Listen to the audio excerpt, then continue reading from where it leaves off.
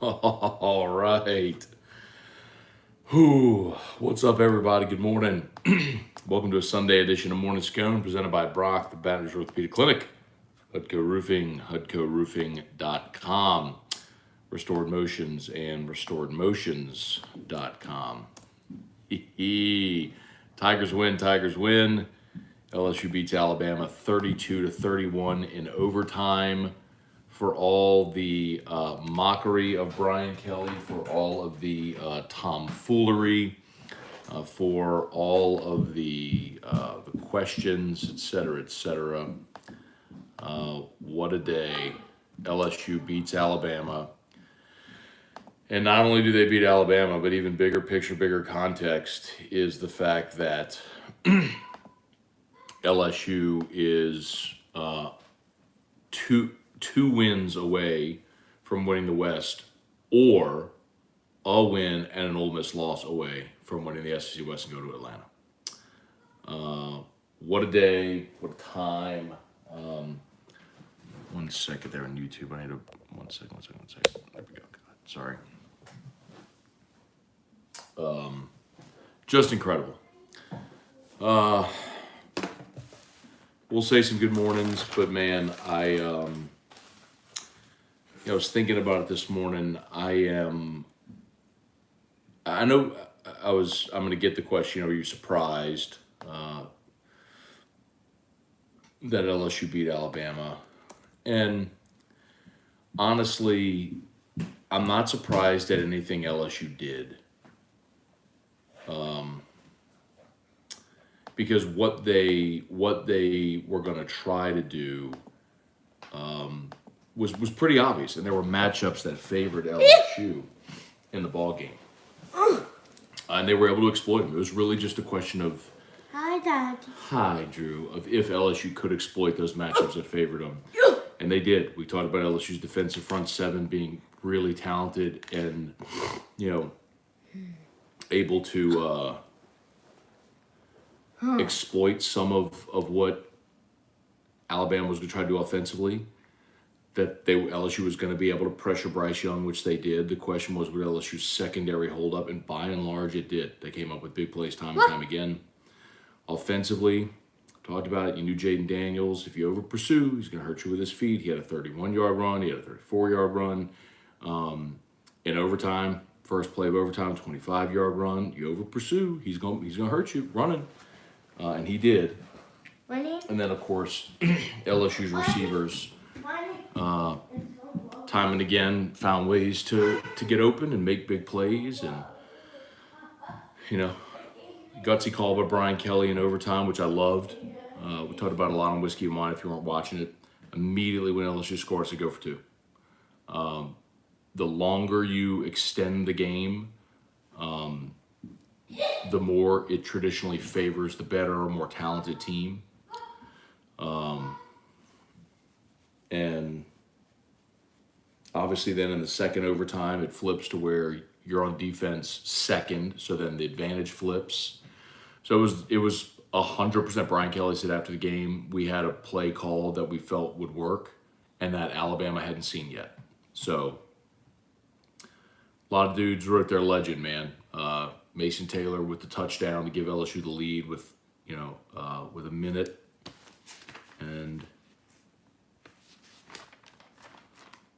with a minute 47 to go in the game. And then, of course, the 2-point conversion was just phenomenal. So, man, what a day, what a day, what a day. All right, I assume Morning Scone today is going to be a little hectic. I'm here for it. We all got an extra hour sleep, which is awesome. We're 2 hours away from 11:30 Mass over at MBS, so I got time. So let's talk. If you're on YouTube, do me a favor, smash that like button. If you're new, please subscribe up to the channel. Facebook, please like the Matt Moscona page, share the post. As always, we'll run through the game, say some good mornings here. I'll go through some of my big picture takeaways. It was so interesting to me that we talked about, I think collectively we're going to come out of that game thinking, man, LSU's offensive line did awesome. And in reality, they gave up 6 sacks and 11 tackles for loss. But the advantage we talked about, or the opportunity, was, look, those edge guys from Bama are special and they're going against freshman tackles, and by and large they held up. But where LSU could make hay was that Alabama in its interior, was vulnerable. Because, look, here's the thing. They got 6 sacks, 11 TFLs, but only 1 quarterback hurry. Meanwhile, LSU sacked Bryce Young twice, 4 TFLs, 10 quarterback hurries. Isn't that the difference? I'm sorry, hits, quarterback hit. These aren't hurries, those are hits. 10 QB hits. Every time Bryce Young went back to throw, he was pressured. 2 by Ojulari, 3 by Perkins, 1 by Baskerville, 1 by Mekhi Garner, 1 by Jay Ward, 1 by Jay Roy, 1 by Sage Ryan. My point is, Bryce Young, credit Matt House, like, reading that tells you the pressure never came from the same place. Ojulari, Perkins, Baskerville, Garner, Ward, Roy, Sage Ryan. 7 different guys accounted for 10 quarterback hits. They never knew where the pressure was coming from. And it forced errant throws and never allowed that offense from Alabama to really get into rhythm. Now, defense got tired late, and like both did. And you saw 25 points in the fourth quarter, which, they finally broke through. Both offenses did. But what a game. What other notes did I have here? We'll have a ton.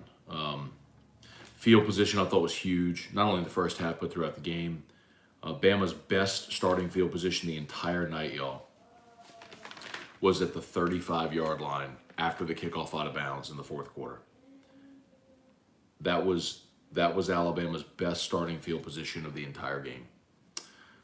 Great job by LSU, special teams, the kicking game in particular, to make Bama go the length of the field time and again. And the resilience, every time Bama scored in the second half, LSU answered with points. Bama got the field goal on their first drive of the second half to go up 9-7. LSU responded with a touchdown drive. Bama scored to go up 15-14. LSU responded with a field goal drive to go back up 17-15. Bama answered with the Bryce Young oop-de-oop touchdown to go up 21-17. LSU answered with Mason Taylor's touchdown immediately. And then Bama tied it, scored in overtime. LSU took the lead one. They just never stopped coming, man. It was awesome. Awesome. Okay, y'all. Let's say some good mornings. Fire away. Trivia Carter. I lost my voice. Erica was on the field last night. Erica got to go. So I was at Don Juan and Erica was on the field. Cortland Jacob, what's up? Tim Gotro, what a great day. Hit a 5-game parlay on 11 games. Liberty covers, Tigers cover. There you go. Hunter Picard, Garrett Fletcher, Alan Black, Donald A. Me, Delton Doucet, Ghastly Gamer, Stuart Boudreaux, Wendell Norman. T-Bob is sick. He's just different, bro. He's just a different cat. Oh, man. The crazy thing, though, is like his brother is like such a normal-looking, good-looking guy. And T-Bob is an ogre. It's so weird. Oh, man. Jordan McNeese, Kenneth Polk, what's going on? Bill Gallion, Stephen Jacobs, Nads of Steel from Kelly. After I thought I should try to get a field goal range 10 regulation. Yeah, I'll tell you what, that's a good point. 21 seconds. So after Bama kicked the game tying field goal, LSU had 21 seconds and 2 timeouts. I did not like kneeling right there. you probably had 3 plays. Average play is 6 seconds. So 3 plays with 2 timeouts. Maybe 1 deep shot over the middle, call a timeout, or spike the ball. A couple of sideline routes. You could have maybe put yourself in position for an attempt. But worked out. Garrett Fletcher, Matt T-Boy was drunk last night, huh? That's every Saturday, man. Casey Andrews is T-Bob Alive, getting a lot of that. Brett LeBlanc, great night. No saying that was a classic. Kelly shows how much coaching matters. Michael Costello, what's up? Zandel Moore, Larry Garner, Blake Canfield. All right, y'all, get some questions here. Carson McManus, thanks for doing these shows, Matt. Can't get enough LSU content. You got it, man. I know on days like this, we always have new people that come in. So, I mean, we're up to like 400 people watching already on YouTube. So, shout out. That's awesome. And we've got 262 on Facebook. So, almost 700 people watching right now. So, a lot of people are new. I'll take a quick second to remind you, like, we do this every day. Like, literally this is 1,000. What number is this? 1,600, and I can't find it. Well, that's consecutive days, like we've never missed. Nights or holidays, weekends, we've never missed. We're actually going on 5 consecutive years of Morning Scone without ever missing a day. So come on and join us. Chuck Sanchez, what's up, Chuck? Get it? Up, Chuck? Got to use that all this week on Eagle 98.1 with Chuck P filling in for Michelle Southern. Chase Pellegrin, Buddy Bond, Bernard Snyder. Matt was irritated with the drunk teacher. Yeah, so if y'all were watching Whiskey and Wine, like Don Juan was lit last night. And look, man, you can let people have their fun, of course, man. But the thing is, like, it can't be at the total expense of the show, right? I mean, we had,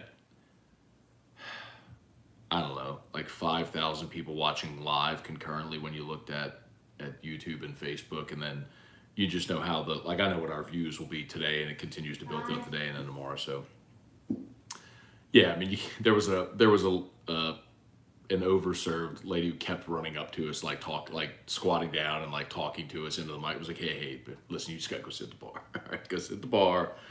We'll talk later. Richie Burt, how about Major Burns? Yeah, man, huge play on the 65-yard catch and run. It was Major Burns. LSU was up 7-0, and that was the ensuing drive. Hey, baby. You want to sit at Daddy's lap? No. Okay. You want to stand by Daddy? No. Okay.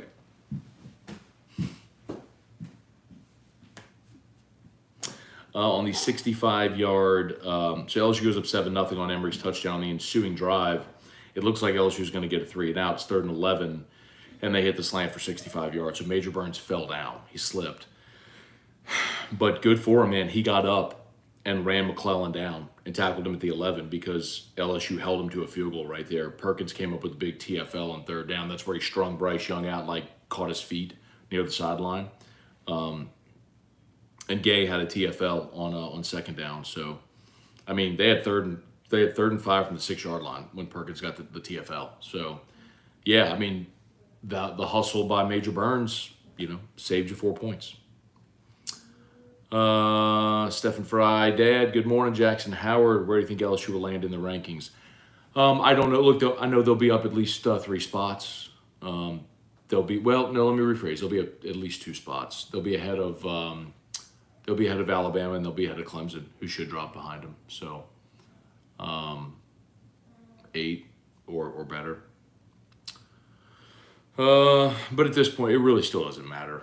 I'll answer the question I'm sure a lot of you are going to ask. If LSU goes 10-2, so they've beaten Alabama, if they beat Arkansas, UAB, Texas A&M, and go 10-2, and then go to Atlanta and win the SEC championship game, a 10-2 LSU who would have beaten Bama, top 10 Ole Miss, and more importantly, number 1 Georgia, number 1 and unranked and undefeated Georgia, LSU would be in the playoff. Okay, now I'm not going to sit here and doubt anything at this point because I didn't think they were going to beat Alabama before the season started. Even, Friday, I picked Alabama to win. Certainly said LSU had better than a puncher's chance because there's things LSU did that was going to give Alabama trouble. But in the end, could you execute and win? And they did. So Georgia looked like a juggernaut, but we're kind of getting really far ahead of ourselves, and I'm like, cross that bridge when it comes. I mean, we can have the conversation. Like, that's, you don't want the players to have the conversation or coaches, but we can, you know what I mean? So I'm not going to say don't ask those questions because we'll talk about it. But more importantly right now, it's you got to get to Atlanta. So, you could do it Saturday with a win at Arkansas. Now, here's the challenge. You have this emotional high, field storming, all that sort of stuff. And now you got to go on the road to Arkansas, play at 11 a.m. against a team that just lost at home to Liberty. And I told y'all they were the Arkan frauds, man. It's not a great football team. And I think actually what Arkansas does plays right into LSU strengths because they are not a good passing team at all, but they do like to run the football, especially with their quarterback. And LSU, as we've talked about, is really good in their defensive front seven. So I think LSU matches up really well with Arkansas, and they should win the game. So go win the game, have Alabama beat Ole Miss, and you're going to Atlanta. Excuse me. And then you worry about everything else. Beat UAB, go to A&M, and try to win that game, and so on. Paul Batts, LSU beats Bama, Stroh's win the World Series. Yeah, shout out Bregman. Gets his second World Series title. Happy for him for sure, man. Wayne, Simon, Keith, Dardis, Bob Poole. Bob Poole said the punt returners need to step up and field the ball. LSU lost 40-plus yards in field position watching it roll. That's true. And I'll tell you, I thought in the first half when it was kind of a punt fest, LSU really did a masterful job winning field position. First punt was a touchback. Bama's first drive, LSU got the interception. Big shout out to Micah Baskerville. Jarper and our Converse got the pick, but Baskerville was spying Bryce Young on that play in the middle of the field, and when he saw Bryce Young step up, Baskerville closed in a hurry and affected that throw. But then LSU punted, downed Bama at their own 9. And LSU forced a 3-and-out. And that's when they hit a 58-yard punt because Gregory Clayton didn't field it. LSU gets the ball back, punts a 56. Bramblett hits a 56-yarder. Light on, please. Thank you. Hits a 56-yarder, downs Bama at their 11. LSU forces a punt. That's more like, this is not a good punt. It landed around midfield and rolled about another 20 yards. And ended up being a 56-yard punt.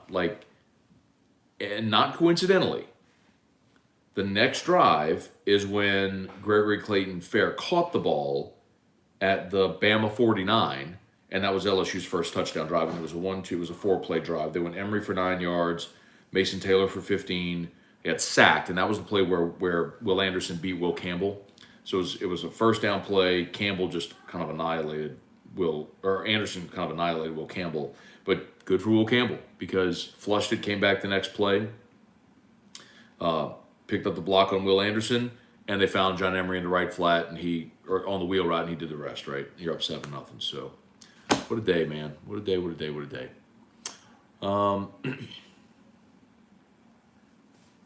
Chris Roy, Carson McManus, what's up? Jeremiah Hardell. I have a massive headache from screaming so much last night. Oh, God. Texas Longhorn 504, morning Scone. What a great game. Perkins is a beast. How different the game was when Harold Perkins was out with cramps, too. I mean,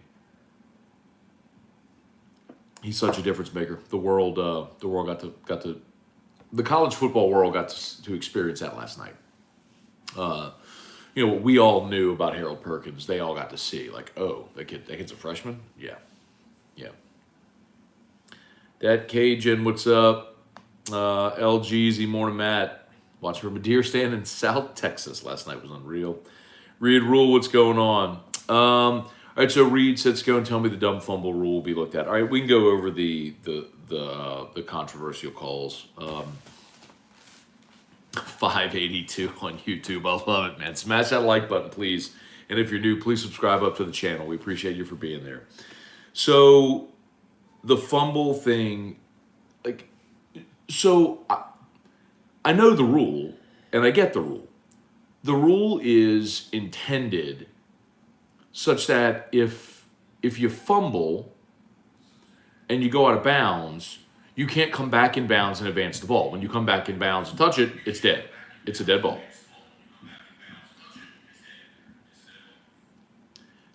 And then similarly, like if you're the defender, you can't go out of bounds, then run back in bounds to recover it. I get it. I get the rule. I totally get the rule. What I hate, though, is what happened last night was neither of those things. It was a technicality of the rule, which I understand, but completely negated a potential game-changing play.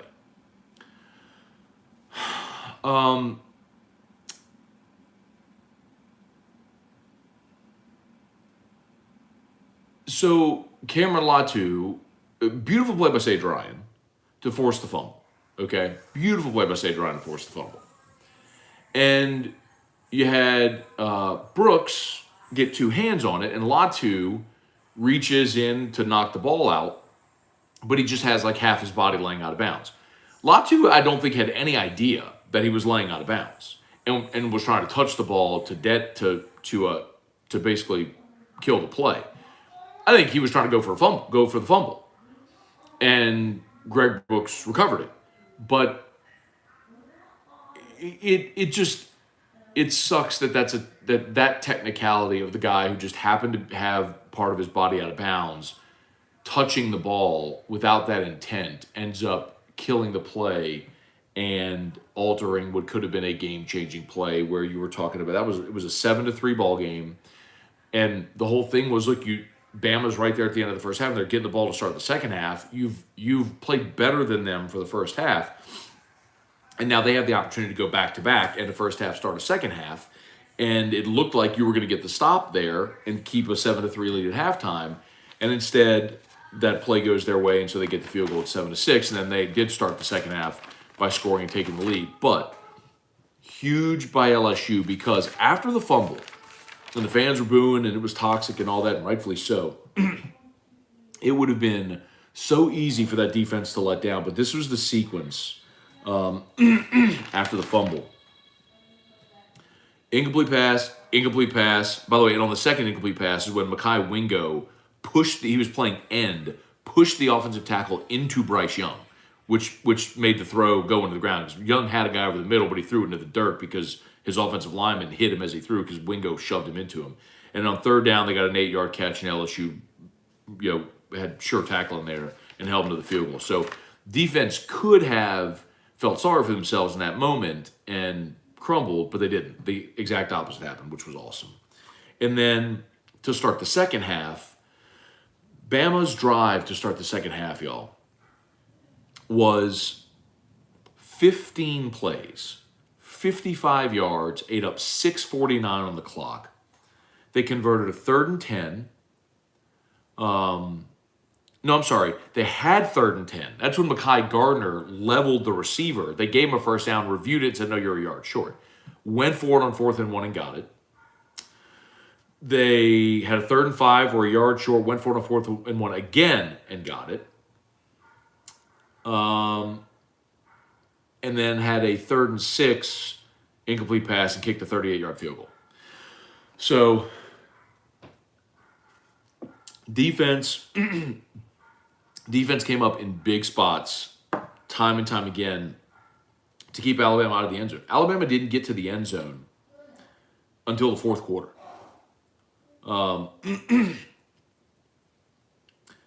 First play of the 4th quarter was the Gibbs 34-yard run around left end, and that was the drive where they scored. And it looked like LSU was going to get off the field because 3rd and 10, LSU gets the sack, And they called the face mask on BJ. Well, they called holding downfield and the face mask on BJ Ojulari. And though Ojulari did get the face mask, and Jark Bernard Converse did hold, but it looked like you were going to be off the field there too. So, but anyway, they were resilient, man, time and time again, man. When they were faced with some adversity, they just kept coming back, which was awesome. Let's see. Brian Turner, Dane Bergeron, what's going on? Kale Landes, what's your initial reaction to seeing the offense stay on the field, go for 2? It was perfect. I mean, it's what they should have done. Like, I think I tweeted in the moment, go win the game. Like, the longer, I'll say it again, the longer you stay on the field, the more of an opportunity the better team has to win. The more likely it is, the better team will win. And you can hem and haw and say, well, LSU was the better team. They were last night. But there was a reason Alabama was a 2-touchdown favorite in the ballgame. And they have Bryce Young, and they have Nick Saban, and a lot of things that, you know, when you're a good team that wins a lot and is used to winning, tend to go your way. And so, yes, you go win the game. And, I mean, said the same thing when they played Florida State. Like, you were terrible for 3 quarters. You have this furious rally, and now you score a touchdown, and you have them completely on their heels. You know, the muffed punt and everything. Remember, like, you muffed the punt, and then they fumbled to give you the ball to get an opportunity to go score the game-winning touchdown or tying touchdown. Like, and then you played for overtime, and you got the PAT block. Like, they should have gone. I mean, in that moment, I was screaming, go win the game. So good for Brian Kelly. He went and won the game. By the way, I'm not sure if y'all noticed, David Bass and Brian Kelly will build a machine in BR. I don't know if y'all noticed, but LSU, forgive me, I'm eating a Ludens, so sorry if that bothers me, but LSU got an offensive line commit last night, shortly after LSU knocked off Alabama. Kyrie Lee, a 2024 left tackle, committed to LSU. So, hey man, if you are a recruit and you were at that game last night, I suspect you were impressed. Where are we? Michael Knapp's, what's going on? Maybe a stretch, but calls never went our way. Or Mitchell Knapp, sorry. So Mitchell, look, here's the thing. I'm very glad that LSU won the game for a lot of reasons. Obviously, you beat Bama. It's exciting. You're now in the driver's seat for the West, which is awesome. Like, there's a lot of reasons. We'll talk about that tonight, all of it forever. First year under Brian Kelly, etc. I'm also glad LSU won, so I don't have to listen to LSU fans for the rest of their lives bitch about the calls in the game. Excuse me, we don't curse on Morning Scone, but complain about the calls in the game.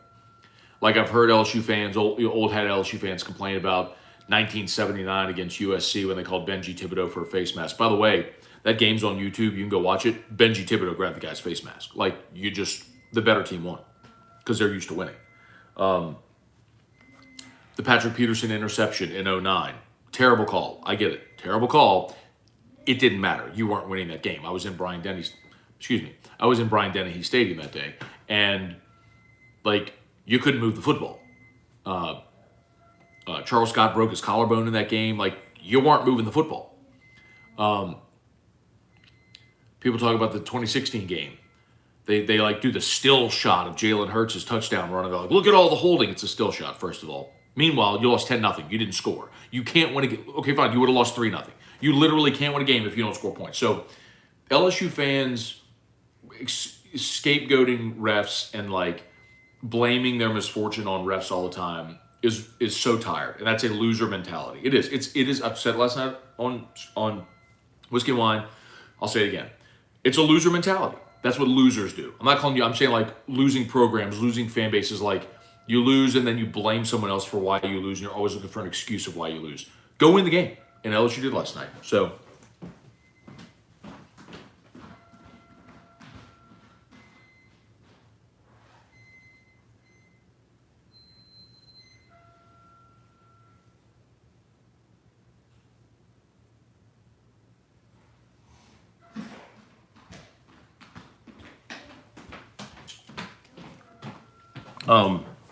As always, shout out to Brock, Baton Rouge Orthopedic Clinic, Hudco Roofing, HudcoRoofing.com, Restored Motion, RestoredMotions.com. Need an orthopedist? Go to Brock. Need a roof? Call Hudco. Pinned in the chat. If you have pain, book a session. Restored Motions, Crystal Poche, Restored Motions, RestoredMotions.com. By the way, LSU 7 penalties for 64 yards. Bama 9 penalties for 92 yards. So please don't look. The fumble was the right call. It was just it's a crappy technicality. In overtime, the PI on Sage Ryan, where Mekhi Wingo tipped the ball, Wingo's running off the field saying he tipped the ball. You have to have indisputable video evidence. The fact that there is a conversation over whether or not he tipped the ball would suggest that there's indisputable evidence. I thought it was very obvious when you look at the shot from behind the quarterback. You can see Wingo's fingertip bend. You can see his fingertip do that. And you see the ball change rotation. Like, I don't think there was some like mystical force in Tiger Stadium that came and just pushed the ball to spin differently in that moment, right when it passed over his hand.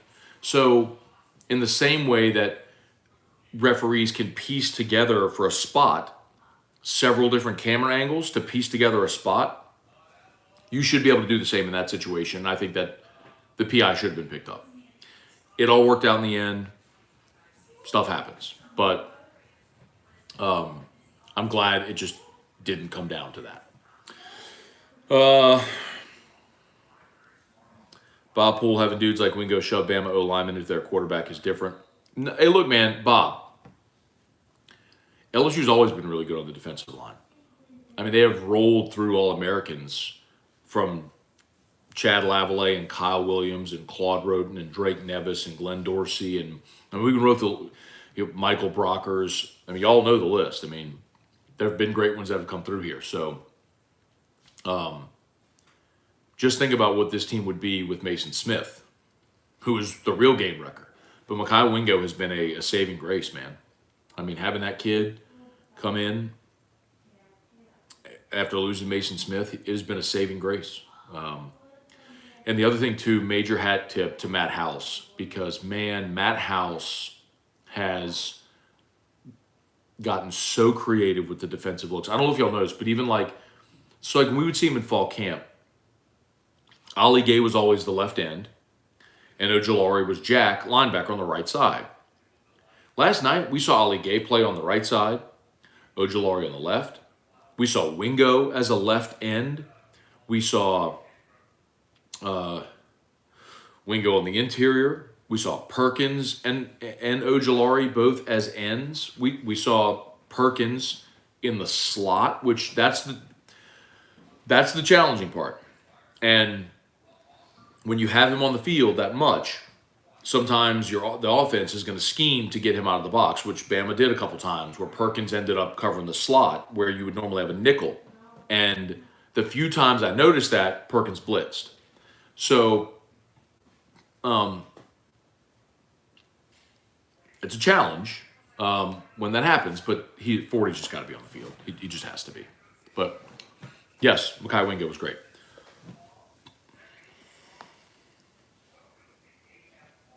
Billy Mathern, what's going on? Don't ever disagree with Phil Steele again. Yeah, I had Clemson, he had Notre Dame. But then again, I had Kansas, and he had Oklahoma State. So, strikes and gutters. Garrett Lemieux, Thad Landry, Clint Nauta, what's going on?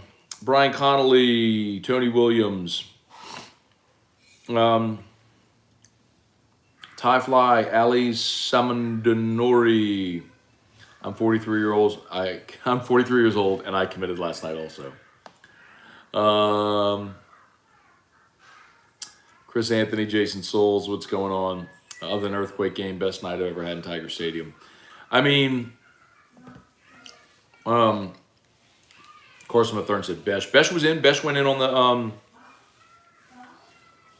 the second. He was in on the second series of the game for LSU. Besh was in.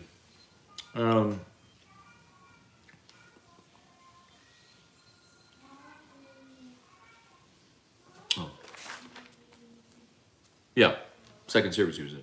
He played a lot. Oh, I saw. It was Peter Burns tweeted like top 5 games in Tiger Stadium in the last 50 years, but they were all in the last 19 years. So not a great list. Like it didn't include the earthquake game or 97 Florida, the night the clock stopped. There's some other really good ones, but anyway. Adam Michaels, been amazing watching his team grow from Florida State game. As we said that night, Adam Michaels, teams are allowed to improve. You are allowed to improve. That honestly, y'all, that is why you need an expanded playoff. Because teams are allowed to improve as the season goes along. And sometimes teams at the beginning of the season aren't as good as you thought. Notre Dame and Texas A&M were both preseason top 10 teams this year.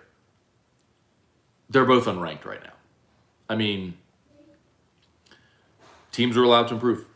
So, Bernard Snyder, is Daniels now in the Heisman talk? No, and he's not going to be. As of right now, let me see if I can get Heisman odds.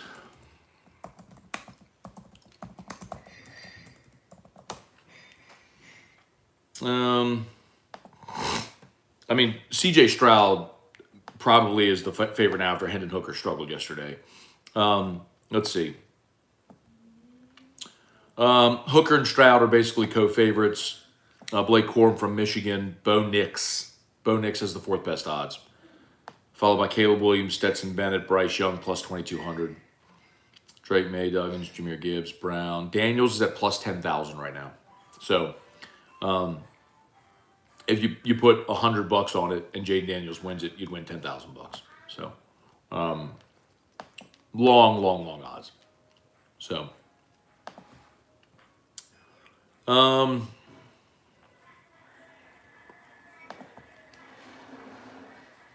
let's see.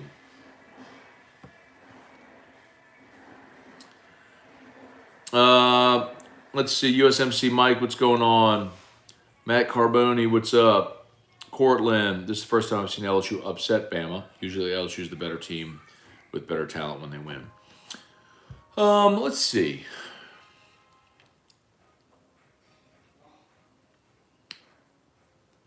Uh, 2010 was close. 19 was a ton of talent. And 2011, the game of the century. I think that might have been a pick. I don't remember the line in that game, the game of the century. Jaleel Dean, Val Browning has to be a big help in recruiting. No doubt, man. I mean, for any recruit that was at that game last night, I don't know how you watch that and aren't in awe of what you saw.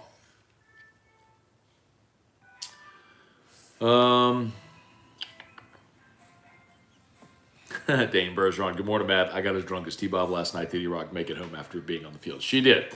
She made it home just before I did, as a matter of fact. This is awesome, man. 884 watching on YouTube, 248 on Facebook. We had over 1,000 people watching Morning Scone. This is probably a record. It has to be a record for Morning Scone. So shout out, thanks so much. If you're on YouTube, please smash the like button. Facebook, please like the page. But if you're on YouTube, also please subscribe up to the Matt Scone page. I know there's a lot of people watching probably for the first time today. So shout out, thanks for being here. We do this literally every day. So appreciate Brock. Baton Rouge Orthopedic Clinic, after hours clinic is open today. Hudco Roofing, HudcoRoofing.com. Hudco is pinned in the chat, so if you need a roof repair, replacement, we'd love to give you a free, no obligation roofing inspection. Just tap on the Hudco link that's pinned right there, and take 30 seconds and fill out the contact form. Would appreciate that. And Restored Motions, restoredmotions.com. Crystal Poche, phenomenal at what she does. If you have pain, if you've tried darn near everything to get rid of pain, chronic or otherwise, book a session with Crystal Poche. I just put the Restored Motions link in the chat. So, Bailey C. Jaden Daniels is an LSU lore now for sure. Like, it's one of those things where Jaden could not play ever again at LSU, and his legacy is set after a win like that. It's like Zach Calzada at Texas A&M. He didn't even play there anymore. He transferred to Auburn, but he's the guy that led the upset of Alabama at Kyle Field last year, and ha ha. So yeah, I mean that is completely fair.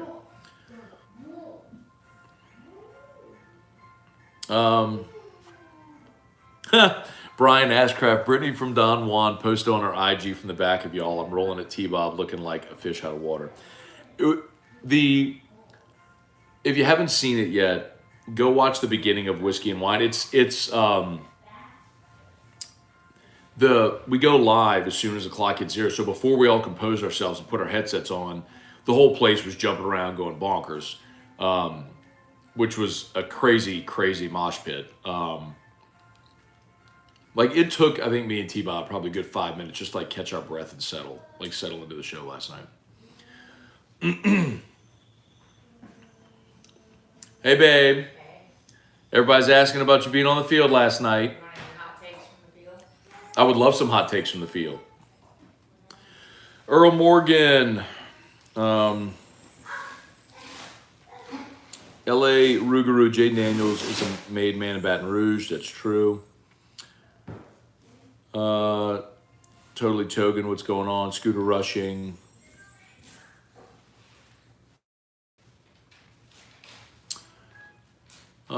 Let's see. Level up, man. I have a theory. Game they shouldn't, lose a game they shouldn't. I mean, I guess I sort of understand that as you're going through a transition, but it also kind of depends on what you inherit. And that's not necessarily a theory. I mean, that's something that's like can be, proved or disproved. You just look at records. But generally, if you have a coaching change, right? Just generally, if you have a coaching change, it's because the previous guy got fired. If he got fired, it's because things weren't going well. So you have some degree of instability, and you have a change of leadership and a message, and the transition is usually bumpy spots. So what's been interesting about this team is you've seen a continued ascent, right? Like even the Tennessee loss, you kind of got outclassed by a better team that day. That was a bad matchup. Like I'll still maintain this. Like when you look at LSU, this team's shortcut. We're over 1,000 people watching live on YouTube right now. It's phenomenal. Oh my God. When you look at this team, their shortcomings are still obvious. Like for the first half of the season, the offensive line was a work in progress. They used 6 line combinations through the first 8 games. But now they've steadied, right? Now you've got your starting 5. And if and when Garrett Dellinger's ready, maybe he takes over for Miles Frazier. Maybe you stick with Frazier. I don't know. Maybe you rotate him. But that was your gigantic issue offensively at the beginning of the season. Was your offensive line was so bad it didn't allow you to really do anything. I know people say, well, Jaden Daniels wasn't taking shots, which he wasn't, but in part because the offensive line was a sieve. He was under constant duress, so he would, tuck and run. You've stabilized your offensive line. So that has allowed you to be more diverse offensively. I mean, y'all, how many times do we watch LSU play Alabama and every yard felt like a struggle?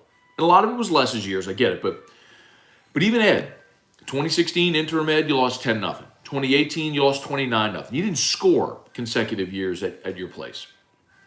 I mean, like the Matt Canada weird shifting stuff, I think you scored 17 in that game, and it felt like you'd won the lottery, right? LSU last night ran for 185 yards in Alabama. 182 passing, 185 rushing, 367 total. I mean, you were basically what and what with them. The difference in the offensive totals were the 65-yarder where Major Burns slipped down. Like, the play happened, you can't negate it, but as far as like the consistent approach, you were what and what offensively with that team. So, I mean, that's the big thing. Daniels ran 18 times for 95 yards. Josh Williams averaged 7.7 yards a carry, y'all. 7 for 54. John Emery, 5 for 26. Averaged 5.2 per carry. Like, so I guess, long way of saying, the point the guy was making was that, first year you win when you shouldn't, you lose when you shouldn't, whatever. But Normally what you see is in a new year, like ebbs and flows as you try to find stability. What you see with LSU is a pretty consistent upward trajectory. Like they've just gotten better and better and better and better. The hiccup was Tennessee, but Tennessee's a bad matchup, like we were talking about, because the two things where LSU was sort of vulnerable, bad offensive line and in the secondary. Well, your offensive line has improved, and Tennessee had the receivers to take advantage of LSU's secondary.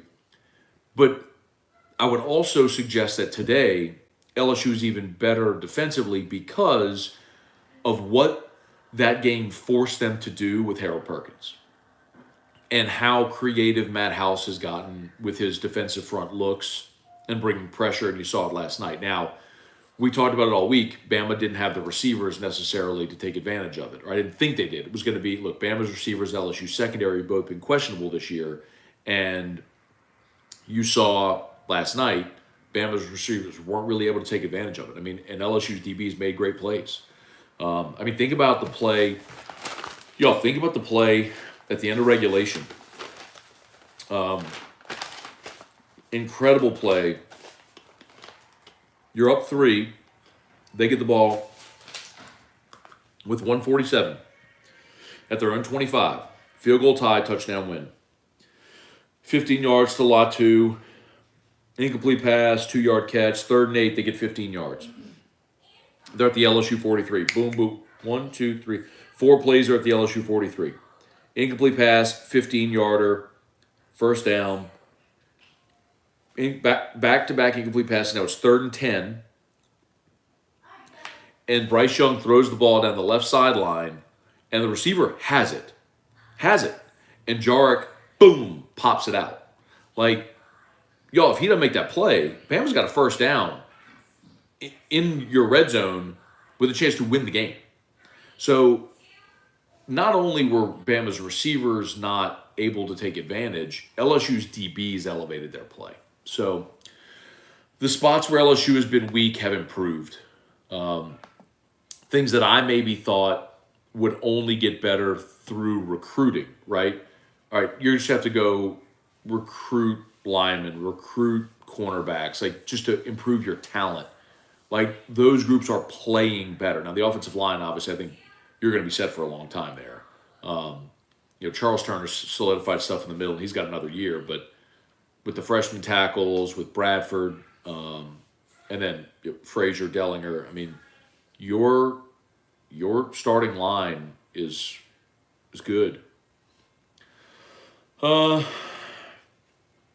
Everett drunk T-Bob reminds me of Richard Condon. Oh, did you like when you were the chocolate chip cookies? Yeah. Thad Landry, what's up? Clifford Moore, does Jaden come back next year? So a lot of people at Don Juan were asking that last night, Clifford, and I'll repeat for those who haven't heard it, because I know there's a lot of people watching maybe for the first time. The understanding was always that Jaden at Arizona State was going to be 3 into the league. COVID kind of messed that up for him, and he came here with the understanding like he was a 1-year mercenary. He was here, and then he was going to the league. The way the season started, it certainly didn't look like he was going to be a highly draftable prospect. But last year, if you go read a lot of and I did, a lot of the draft analysts when Jaden considered coming out last year, I mean, there were people that compared him to Trey Lance. And Trey Lance was the 3rd pick in the draft. So here's the thing. The better he plays over the final month of the season, the more that increases draft stock, the less likely it is he comes back. If he does come back for a 5th season in college, with LSU, I mean, LSU would be a preseason top 10 team next year if he comes back. Yeah. A lot of people are asking about your on-field experience at the end of the game. I was great. I asked him about the little guy I saw. I didn't know who he was. Well, you're gonna have to come here. There's like over 1,000 people watching, so like. So what? You don't want me on? Yeah, but we're just gonna make sure we move. So come on, And like bring a chair so they can hear and all that sort of stuff. 901 on YouTube, 223 on Facebook. First of all, I know all about Harold Perkins, and he has certain design plays just for him. Okay. All right, Erica's here. For those that don't know, Erica is my wife, and sometimes she appears on Morning Scone, never on camera, but she just talks right there like the peanut gallery. So, how was your on-field excursion? Amazing. So at first it was just kind of quiet on there down low. And we didn't go on the field at first for a while. Like we stood up in this where we were sitting for a little bit, and then we went down there, and then all of a sudden, then like you couldn't move at all. Wait, real quick. A lot of people, some of y'all are saying you can't hear on Facebook. If you pause and like hit the back button, like the 10-second back button, and hit play again, it'll correct. I couldn't hear on Facebook. I was just listening. Okay. But that happens sometimes to people. And YouTube, I think audio is good. So. Okay. Oh, someone said, does E-Rock want to have Brian Kelly over for dinner? Of course. Merrick Matheny. Well, little do they know, I'm pretty much in with the whole coaching staff. Erica actually has. I'm closer with them than you are, actually. Yes. With a lot of the moms, yeah. Yeah. And the husbands, the coaches. One. Okay, but still, a very important one, and I are really close. So. The way you say that makes it sound Okay, kind of there's oh my god, I'm so sure. There's nothing Okay. scandalous. I just mean I'm pretty close with a very important person. A lot of the coaches' children go to school where Erica works. Put it that way. And so we've gotten to be close with the families. Yes, that's fine. And Okay, even people that on don't the have field. children there. So on the field. So we're on the field, and it was so fun. It was amazing. I mean, it felt kind of old because it's a lot of like young kids down there, college people. But so it was fun. Did E-Rock hit the gritty on the field last night? Did not hit the gritty. Well, you could not move for a while. If you So we hit were the there. gritty, I need video. So we were there, and then all of a sudden it was like, all right, we took our pictures. Okay, this is cool. And then it's like, all right, well, let's go. So we try to leave. Well, then it becomes like a mosh pit, pretty much. Like you could not move. And so I didn't realize I was with my sister, my younger sister Lauren, and her husband James. The three of us were at the game. So I was trying to get us out of there. So I'm the tallest. I figured like I should lead the way. Well, I was walking us into the student section, which I did not realize. So about maybe a minute into it, James, my brother-in-law, was like, "Hey, why are you bringing us into the student section? Like we're not getting out this way." So he leads the way. Well, then I come like literally face to nose with this guy, nose to nose. We were like where your chests are bumping basically. And it was a football player, and I was like, "Oh, look at that guy! Look at that guy!" I was like, "He's so young, poor guy. He must have sat the bench the whole time because he was by himself, no one around him. He was so like Well, everyone's around everybody on the field. Yeah, but I saw a bunch of the other like bigger guys, like the ones played a lot. And they had people around him. This guy's just kind of like lost. And I'm nose to nose with him. And I'm like, oh, look at him. Did you jump high? Huh? Did you say a good game? No, I was like, I felt bad for him because I thought he didn't get any playing time. Oh. So then I'm like, who is this little guy?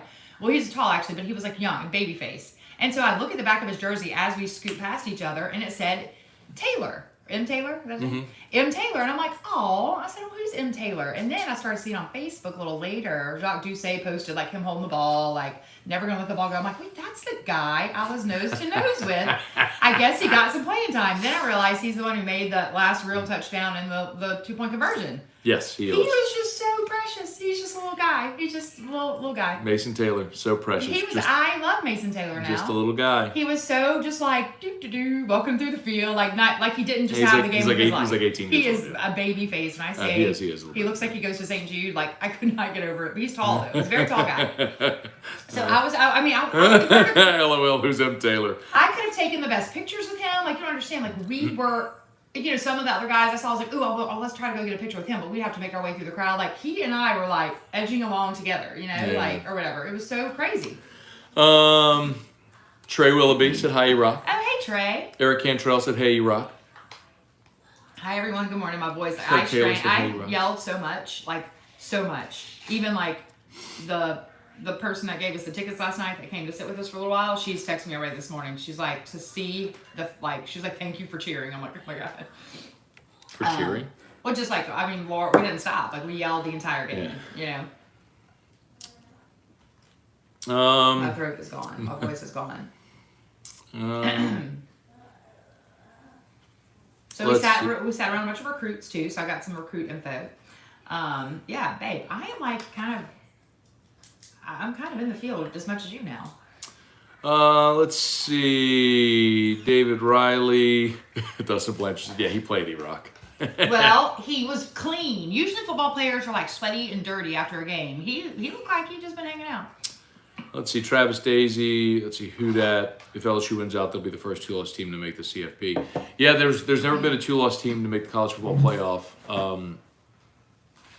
And the other thing that you would really need to have happen, and again, I know we talked about this a bit earlier in the show, but I'll talk about it again now because I know a lot of people are curious.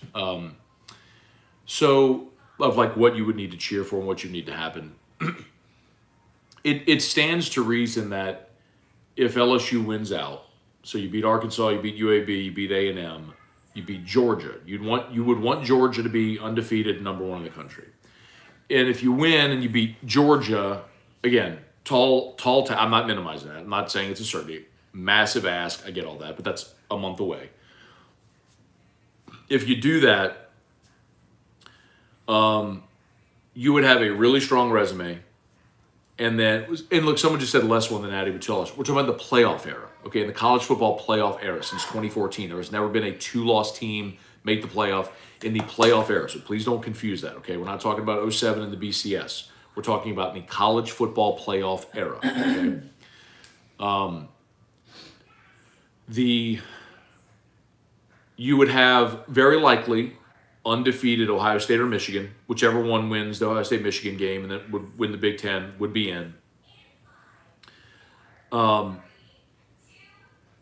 Clemson's loss effectively eliminates them because the ACC is not strong enough to have a 1-loss champion guaranteed a spot. The way Clemson could get in is if there's chaos. And Bama's out. Bama's out. Bama cannot go to the playoff this year. 2-loss, and they will not win the West. So Bama is out.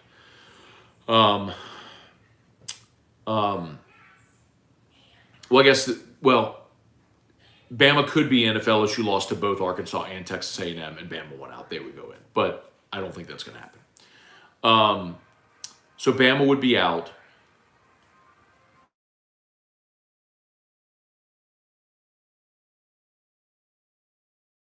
If LSU and Georgia both win, if LSU beats Georgia, 2-loss LSU would likely be in with the Big Ten champion. If Oregon wins out, they would be in as a 1-loss Pac-12 champion. And then you'd probably have LSU and Georgia. Georgia would go ahead of Tennessee by virtue of their head-to-head win, and they'd each have 1 loss. So that's how I think it would look. You'd have the undefeated Big Ten champion.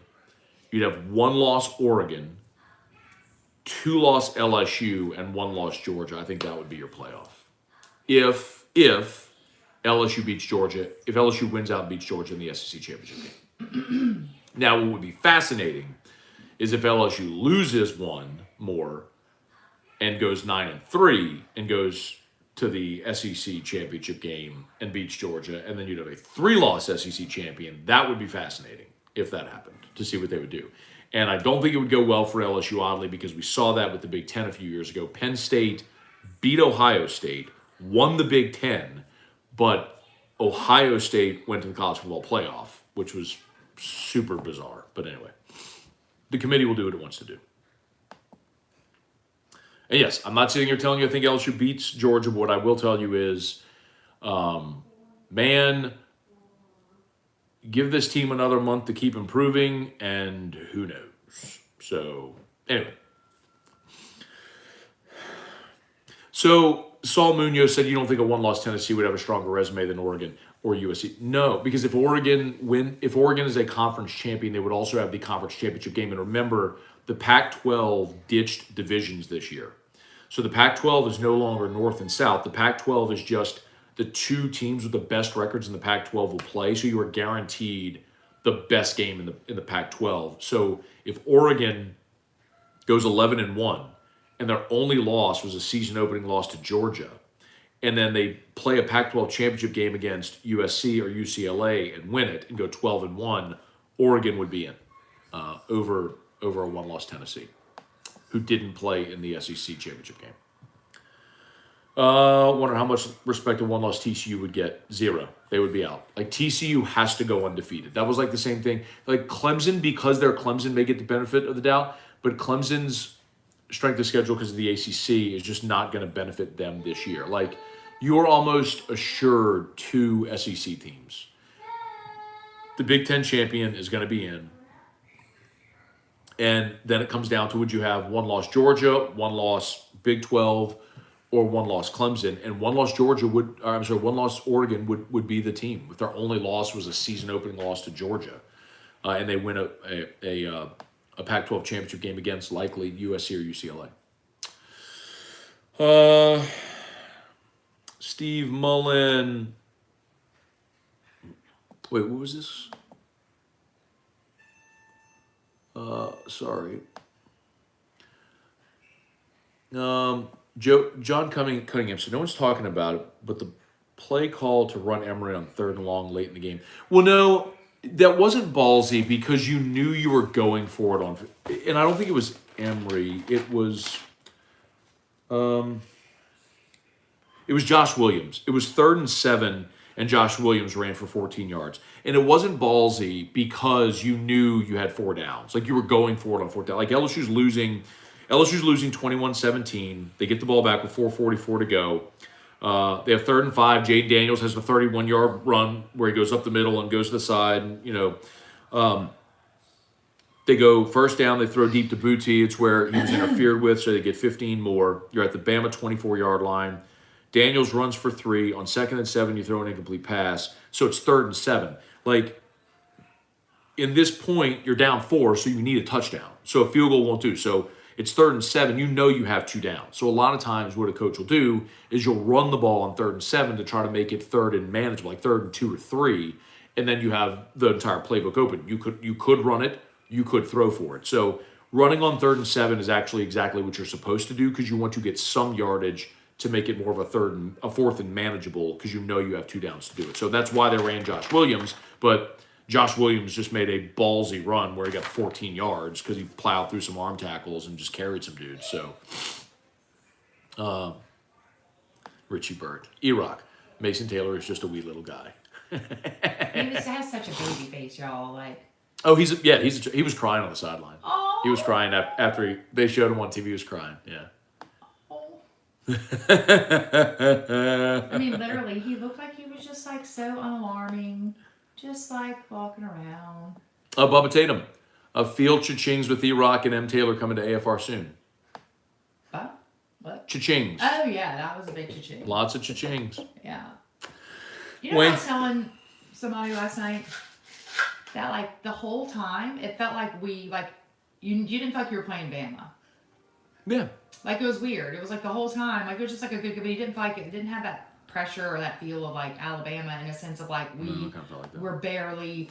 Oh, yeah. No, LSU was like, we better. felt in control. Yeah, the whole time. LSU was better in the game. LSU was the better team in the game.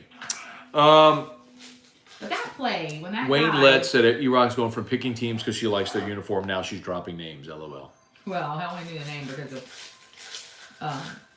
Jacques Jusey, honestly. But that play that they had. Is E-Rock 6'5" with heels, nose to nose with Mason Taylor? LOL. Well, I mean, I'm pretty tall. E-Rock's 6 foot, 5'11".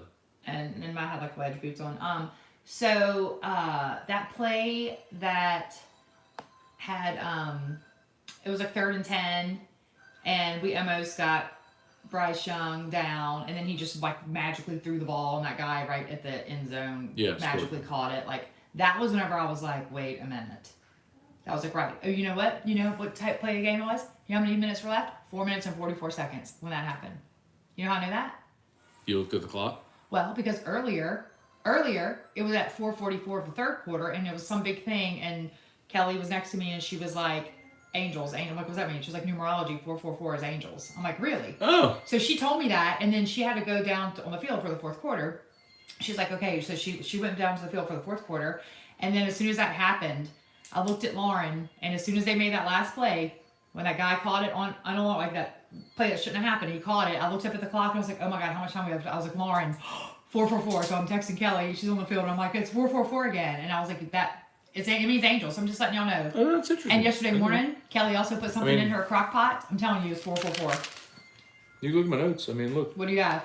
444? Yeah, I knew that. And so then yesterday morning, she also put something in her crock pot and just like randomly picked a time and she took a picture of it and she showed me. Guess what the crock pot said? 444. 4 hours and 44 minutes. 444. I don't know if you can see my notes. That crazy? Yeah, 444. And I told after the game we were leaving and she was in, That was 444 is when they scored. Yes, that's what I'm saying. But my point is, like, that could have been their Angels.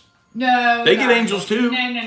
Alabama, it's not like God hates Alabama. No, these are our Angels. And so anyway, we're leaving the stadium. We're trying to get to, we're going to meet up with Reese at Torchy's to get her and her friends. Oh. And so we walked past, so she gets to park in the Lawton Center. So we're right there and she's at her car and I'm looking at her. I'm like, oh my God. And she looked at me and I was like, Callie, 444. I'm like, that's never the good thing. And she was like, oh my gosh. So now everybody 444. That was our lucky. 2 good things happened at 444 last night for us. Just so you know. Leon Williams, does winning the West put us in the Sugar Bowl? So that's a good question, Leon. So here's what I would tell you.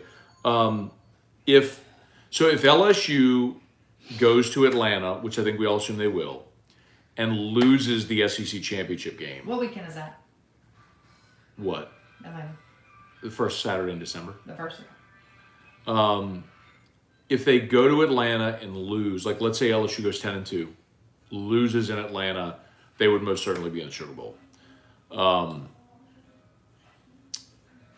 If they lose another game before then, yeah, I think the Orange Bowl dream might be dead now. Would have been really cool to see, but this is way cooler. Potentially winning the West and going to Atlanta is way cooler. So,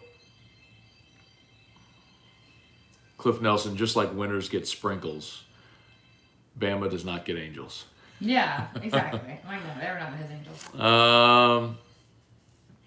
Gregory Gordy, what's up? David Riley, Palermo Trapani. If Georgia is 12-0 going into the title game, they're in the CFP win or lose. I would agree with that completely. They would be in, and if they lose and LSU beats them at 10-2 to go to 11-2, LSU and Georgia would both be in. Tennessee would be out, and Tennessee would likely go to the Sugar Bowl. Not likely, Tennessee would go to the Sugar Bowl. Stuart Boudreaux, Bama's 666. Yeah, probably. Um, did Nick Saban get hit by one of his players last night? Like accidentally? Yeah, it was kind of early in the game. Yeah. Yeah, I saw something about that, but I didn't. My phone wouldn't load. The reception's terrible, by the way, in Tiger Stadium. They need to fix that. Fix that. I mean, gosh. All right. I haven't been to a game since before Drew was born, by the way. What a way to break the seal. And Bernard, serve daiquiris in the game? Yeah. Bernard, what's going on? There you go. Richie Burt, Buddy Bond, Garrett Woods. If TCU was undefeated, they would be in. So let me be clear about that. If TCU wins out and they go undefeated, they will be in the college football playoff. I'm assuming that TCU will at some point lose. TCU's remaining schedule is they have to play. All 3 games are losable. They're at Texas this week, which is the ABC night game. They're at Baylor, and then they're home against Iowa State. So they've got 3 tough games ahead, and then a Big 12 championship game as well. But if TCU is undefeated, they're in. So you could play out the possibility like this: if TCU goes undefeated and you have an undefeated Big Ten champion, those 2 would be in.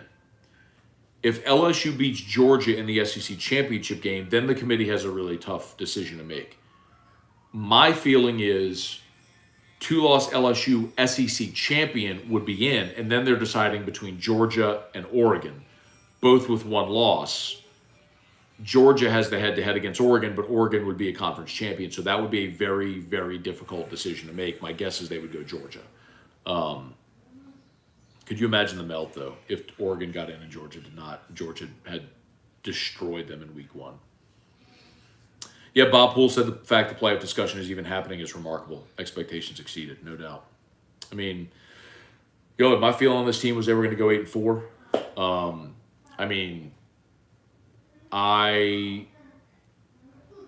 I said it a million times before the season, so I know what my prediction was on the season. I said I thought their ceiling. I said I think their ceiling isn't as high as LSU fans would hope, but the floor isn't as low as many of the national media thinks. I said I thought the ceiling was 8. Well, I'm sorry, the ceiling was 9, but the floor was 7. I couldn't see them winning fewer than 7 games. So I said I'll split the difference, go 8-4. Well, at this point, if you go 8-4, that would be a colossal failure. Like at this point, at 7-2, and you got to play UAB, which will get you to 8. And you got road games against Arkansas and Texas A&M, which, look, it's hard to win on the road in this league, and it's hard to win on the road anywhere. But now you're looking at an Arkansas team that just got popped at home by Liberty in a very obvious letdown spot. I mean, they went on the road, beat Auburn, and looking ahead to LSU, Liberty came in and popped them. And now here's LSU with the win, all the emotion. Can LSU recalibrate and get ready to go to Fayetteville to face an Arkansas team that's embarrassed and is going to be looking for maybe its marquee win of the season? Like, That's who we play this week. Arkansas. At 11 a.m. 11 a.m. Oh, we'll have a night though. You'll be done early. I'll be done. That's good. Yep.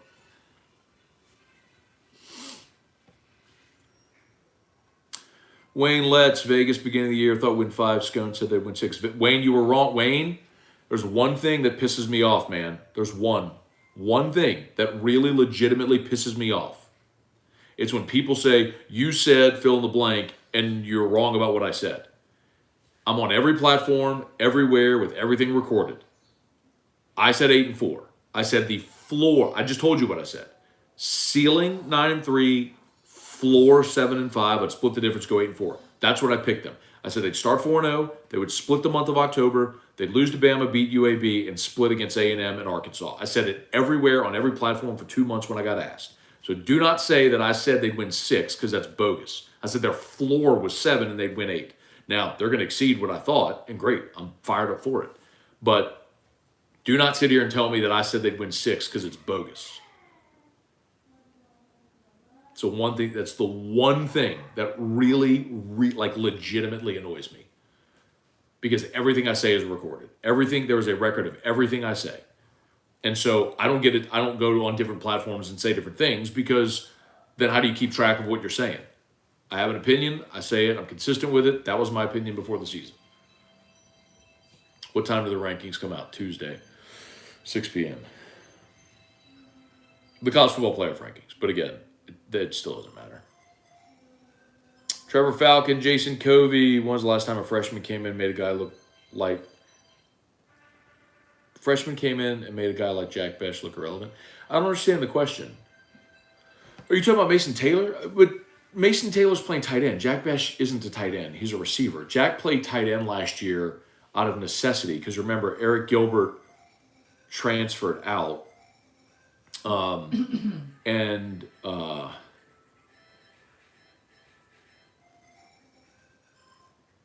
Who's the other? So you had Cole Taylor. Who else am I missing?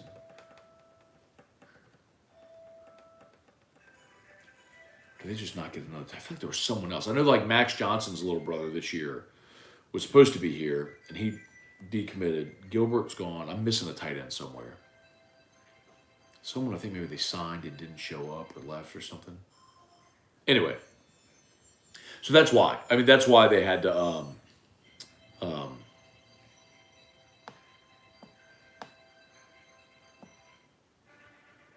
That's why Jack was playing tight end last year, but he's exclusively receiver this year. And it's unfortunate for Jack because, I mean, he's battled some injuries this year, starting in fall camp. He had the shin splints. He had the back injury. I think he was dealing with something else that I was told candidly or confidentially. And this new coaching staff came in and they didn't play favorites. I mean, it's just like everybody come in and play and earn your spot. And Jack's just been injured a lot this year. Morgan Miller, what's up? Morning, Matt. Alicia says, hi, Erica. Hi. That's my sister. Yeah, hi. I said hi. Shouldn't even watch the final play under her head with a blanket. I woke up the twins screaming LSU wins. That's not a good thing. Don't wake up the kids, bro. Like, bury your head in the pillow and yell as loud as you want, but don't wake up the kids, bro. Don't wake up the kids. Craig Dugas, LSU should tank the rest of the way so we could hit the Vegas Bowl. Oh, man. Bernard Snyder, what's going on? Sounds like she's trying to plan a trip to Atlanta. Oh, no, Well, I'm going. If LSU's there, we'll be there. I'm telling you, we'll be doing shows there. Interfere with our family Christmas party we're hosting. When is it?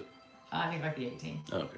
I was like, I just want to know if I have to change the party. Matthew just jumped on, woke up, super late night. Don't know if it was covered. It was electrifying seeing the nosebleeds packed out the entire game until the last play. Yeah, man. You know, it's only every so often you're going to get those, man. And it was awesome to see the stadium at full throat, and Tiger Stadium look and feel like Tiger Stadium. It remains the best big game venue in the world. It's not like that for every game, and won't ever be like that for every game. But it is the best big game venue in the world. It's awesome. All right, as always, shout out to Brock, the Baton Rouge Orthopedic Clinic. You need an orthopedist, go to Brock After Hours Clinic. Of course, open nights and weekends, so you can bypass the ER. Hudco Roofing, HudcoRoofing.com. Do business with someone you know. Hudco Roofing, HudcoRoofing.com. The Hudco link is pinned in the chat. I would love it, by the way. We've been here for an hour and 16 minutes on Sunday morning. I'll stay here for as long as y'all want. But I would love it. I would really appreciate it. If you're a homeowner, business owner, if you would click the Hudco link, fill out the contact form, let us give you a free, no-obligation roofing inspection. That would be awesome. And Restored Motions, restoredmotions.com. Book a session with my girl, Crystal Poche. If you got pain, she will help you. Restored Motions and restoredmotions.com. As always, we appreciate y'all for being here with us. If you're on YouTube, smash that like button. 911 watching, 909 watching, 464 likes. If we can get the likes up, that would be awesome. And if you're new, please subscribe up to the channel. We do Morning Scone every single day. David Riley, talk recruiting visits last night. Yeah, David, so I actually did talk to Shay Dixon on Friday. The LSU had one official visitor yesterday, and it's the defensive back that's already committed. So it's fine. And it's good because when an official visitor comes in, they bring their whole family, and it's hard on a game week to spend that much on a game weekend to spend that much time with them. But it was, I think Ryan Yates, I think is who's the official visitor. But again, he's already committed. LSU did land a commit last night from a 2024 offensive lineman, big offensive tackle named Kyrie Lee out of John Ehret, 6'5", 340. How about that? High school junior, 6'5", 340. Oh, anyway.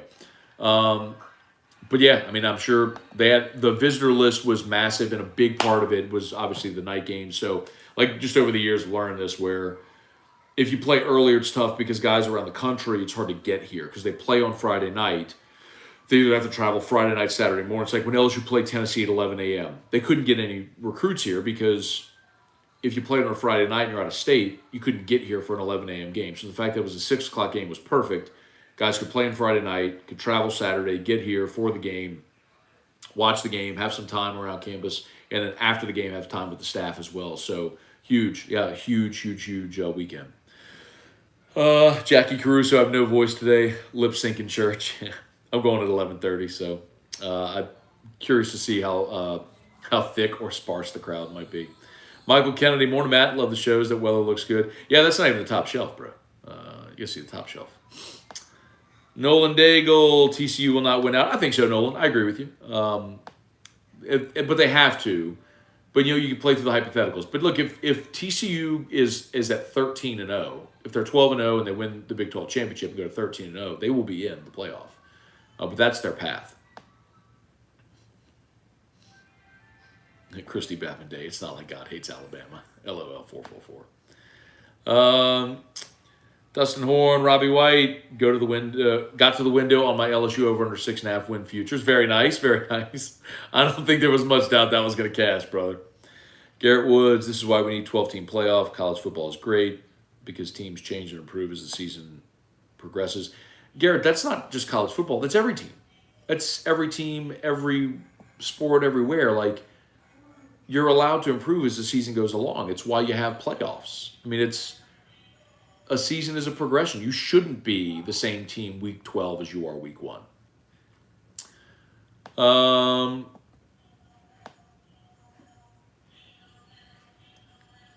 Justin Sheffield, what's 4-8? 4-8 Russ got to say today. Russ texted me last night on the opening drive for Bama when they were going down the field, and he's like, "This is a Tennessee game all over again." I was like, "Shut up, you moron!" No, it's not.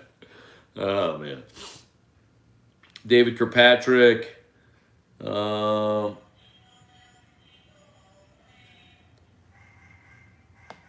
Bennett Saya, what's up? Matt, you said E-Rock had to stay in the stands. Huh? You said I couldn't go on the field? I didn't say that. Oh, he's probably joking. I bet he's joking. He's joking. Robbie White asked E-Rock, do you ever put words in Matt's mouth and then duck? I do not ever put words in your mouth. I do mishear things quite a bit, but I would never put words in your mouth.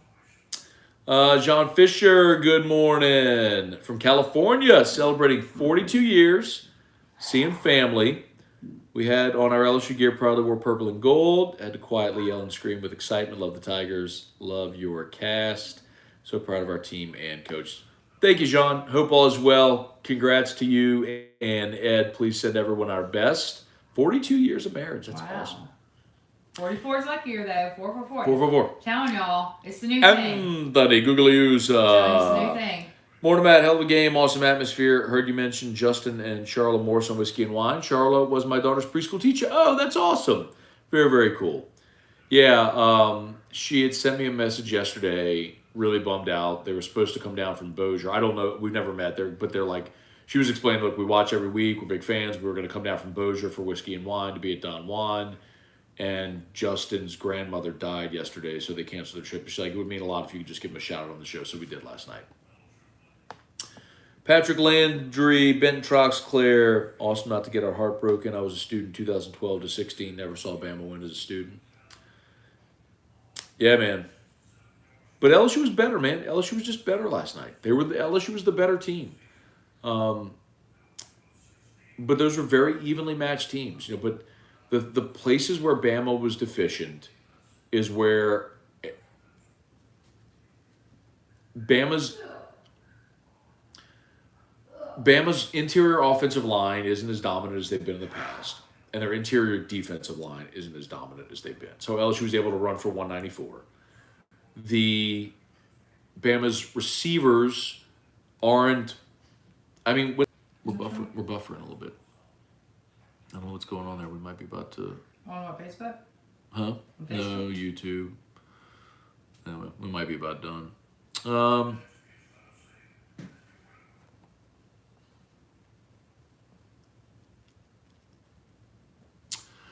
I forgot what I was saying. Sorry, I lost my train of thought.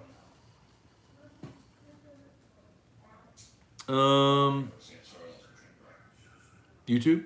No, it's Facebook. Oh. All right, we're back. We're back on YouTube. Sorry about that. I don't know what happened to YouTube. Apologies. Okay. I'm afraid it might be something on my phone or connection or something like that. So. Hey, look, somebody else just said, tell Erica at the restaurant we looked up and saw 444 left on the TV. I'm telling y'all, it's a thing. The 444. I believe you. I didn't know about it. 444, angel number meaning numerology. Yeah. That's what Kelly said. The spiritual meaning of 444 is that you're being guided by your guardian angel. Yes. And so whenever he made that unreal play, because that shouldn't have happened. Like, he just flicked that ball. He didn't throw the ball. He flicked it. And the guy shouldn't have caught it right there at the 1 or the 2. Maybe that was Bama's angel. No. Like, if you're an Alabama fan, you don't think of that. It didn't happen on 444. When the play ended, after he got the touchdown, then it was 444. So that probably happened like 440. So no. Whoops. I'm like 44 like 9-ish, right? And so then when the play ends, it's 444. And Kelly's gone, and I'm like, Lauren, it is 444. That was for us. So you don't think a Bama fan was looking, going, look, we just took the lead with 444? Nope, not at all. Because when their magic happened at like 449, when he flicked that ball, and he shouldn't have flicked it. Actually, he crossed the goal line at 444. Matt, you're like squishing the fun here. Stop being a fun squisher.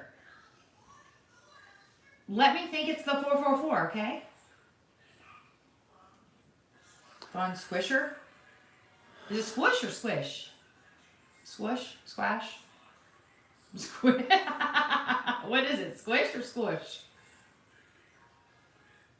You know, when you do like this to something. What is that? Smasher. You're a fun smasher, is what you did. Everybody's going to be paying attention to 444, by the way, now. You're welcome.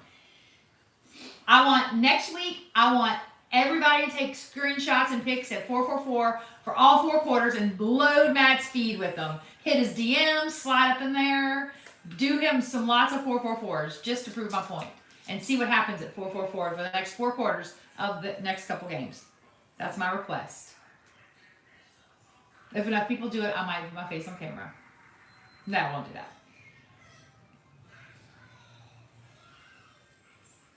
What? Why do you make that face? What?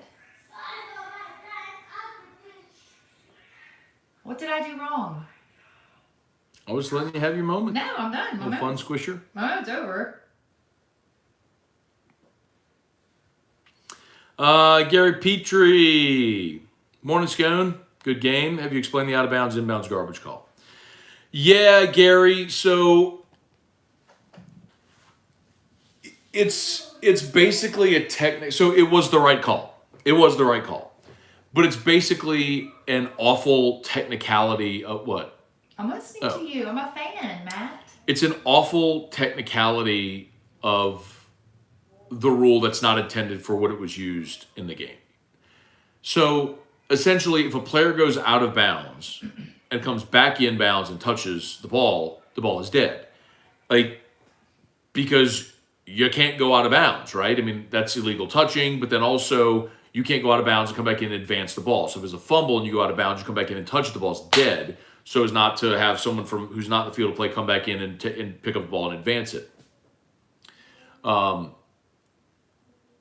So I get the rule. I get why the rule exists. But in that moment, Cameron Latu, the tight end, so Sage Ryan, beautiful play, strips the football, and Greg Brooks has 2 hands on it, and Latu has half of his body laying out of bounds. So as soon as he touched the ball, because he was out of bounds, the play is dead. The ball is dead. And so it's basically a recovery out of bounds, or the ball, is essentially how it's ruled. So the ruling was correct. The TV official in the booth immediately jumped in and explained why. I mean, before the call on the field was even made, the guy jumped in and said, no, this is what's going to happen because the guy was laying out of bounds, touched the ball. So I get it. It's just a crazy circumstantial interpretation, not even interpretation, but like, I don't want to say loophole. It's just, that's not, blowing that play dead in that moment is not why that rule exists, essentially. And it sucks because it came, but it was the right call. It just came in a pretty critical moment where it looked like LSU was getting off the field, because the crazy thing is LSU's winning at that point 7-3, and Bama's going to go back-to-back end of the first half, start of the second half possessions, which is why you always defer, by the way. And so, but it looks like Sage Ryan makes the play, strips the ball. You're going to get off the field, not allow points there. And then that call happens, and they get the ball, and they end up kicking the field goal. But, like, major hat tip to the LSU defense, because they came back on the field after that and forced 3 straight, incomplete, then an 8-yard completion. And so it was 4th and 2 that kicked the field goal. I told you the second incompletion was the play where Mekhi Wingo pushed the offensive lineman into Bryce Young and forced an errant throw. So good for the defense for time and again stepping up in situations like that to make a play when they had to, when everyone was beside themselves. But it's just like that play. I mean, someone on Whiskey and Wine mentioned, and T-Bob mentioned, it was like, but if Kellen Mond was down, then Brooks had possession of that ball. And it's funny, but it's like, in a way, it's true. I mean, Brooks had 2 hands on the ball. Like, did that not constitute possession? And what the official on the TV was saying was, like, he was starting to possess the ball. But I don't know, man. I think that's just a... Oh, I got a question about the tip. Okay.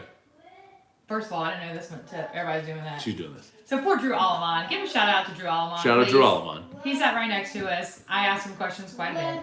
Very patient. Row. Hey. Ours for row. Hey. You want to come say hi to Dad Show? You go see Eli play football today? Huh? You get your little booty over here. Come say hi to Dad Show. Oh, he's a cute boy. All right, here we go. Oh, Hey, so cute. you ready? We're going to do it. Ready? Are you so cute? LSU won last night, so we're going to sing our song. Ready? Let's sing our LSU song. 1, 2, 3. Hey. You do it.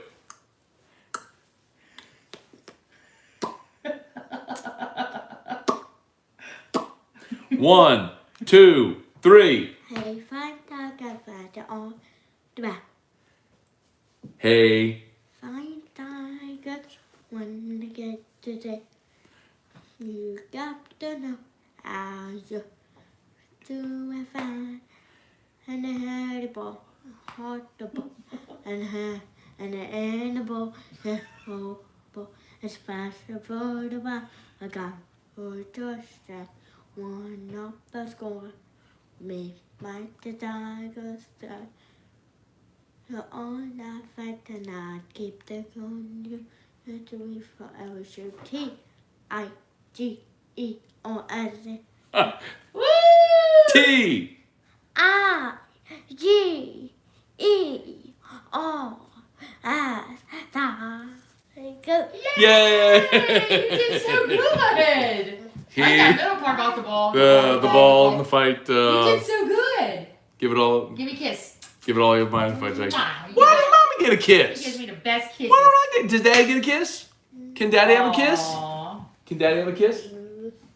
He gives you his head. Why do you kiss Mommy on the mouth and you only make me kiss top of your head? All right. Okay, so No, I was saying that Drew Allman answered a lot of my questions. He did all night. Very, very patient with me. But the tip thing. I mean, several replays showed the tip.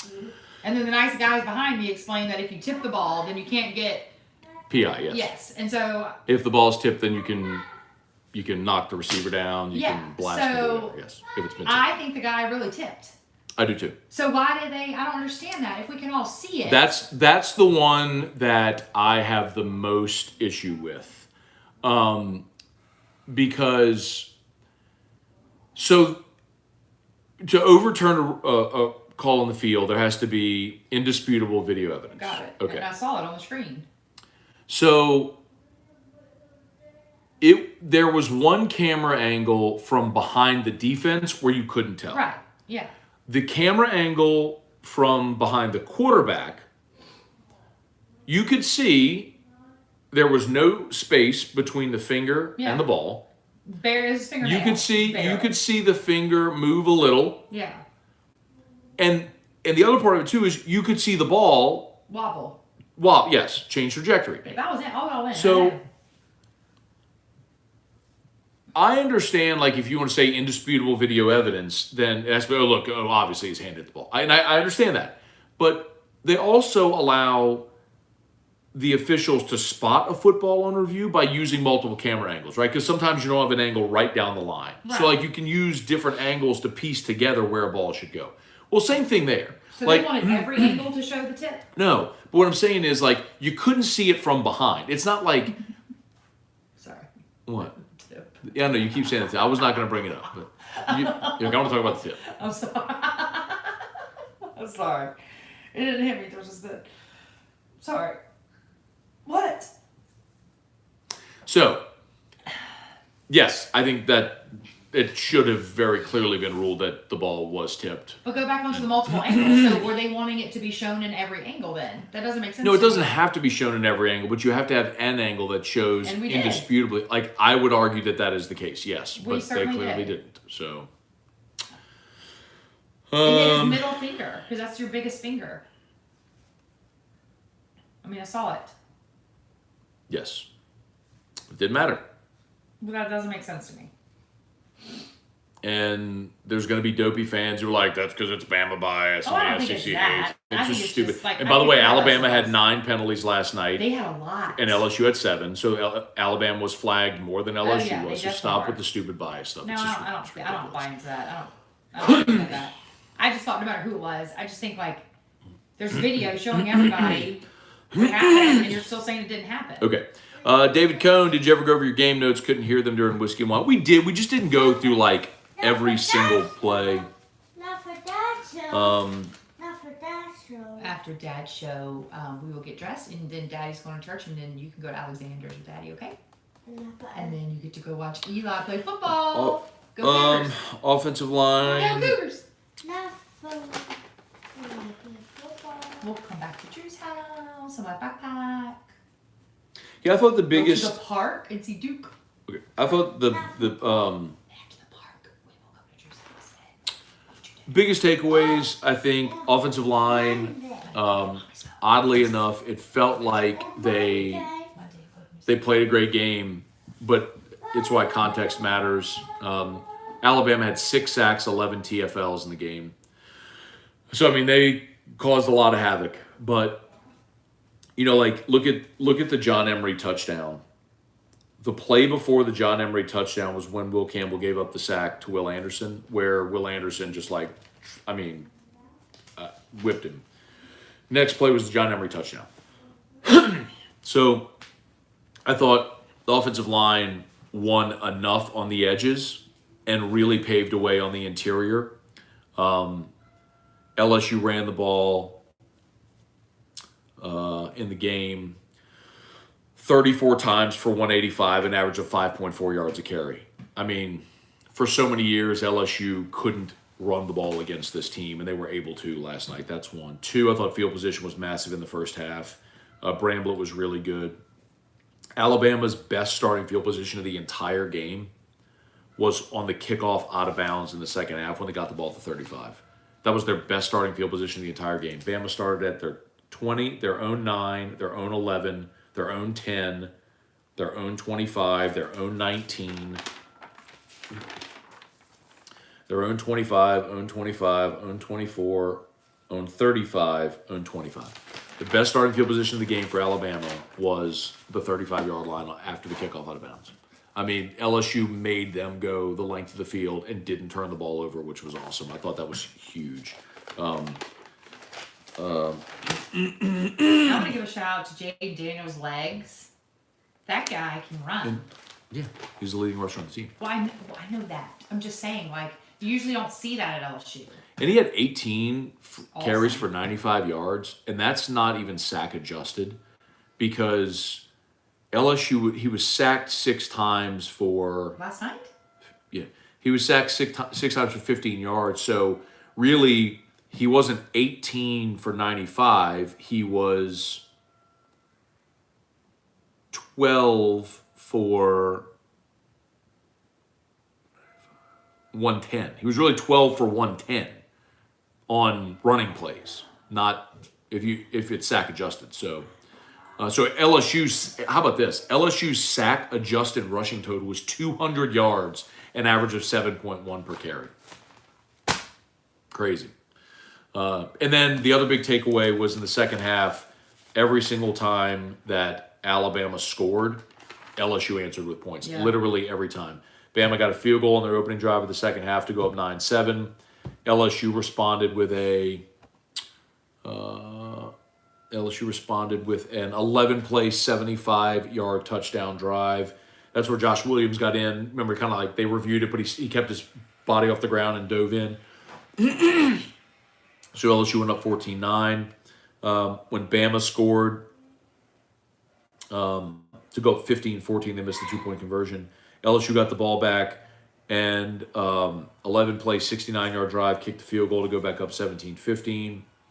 When Bama scored on the Bryce Young oop-itty-oop with 4:44 to go, it was 21-17.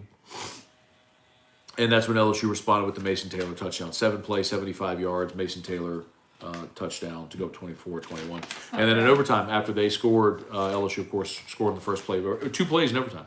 LSU scored on the first play, the Jaden Daniels run, and then got the 2-point conversion. Which, interestingly enough, I remember, I was thinking about it last night, when LSU in 2000 played Tennessee in the game that went to overtime. First play, LSU was on offense first, but the first play of overtime, it was Rohan to Robert Royal right over the middle for a 25-yard touchdown. They scored in the first play. So, and then got the defensive stop. So, anyway.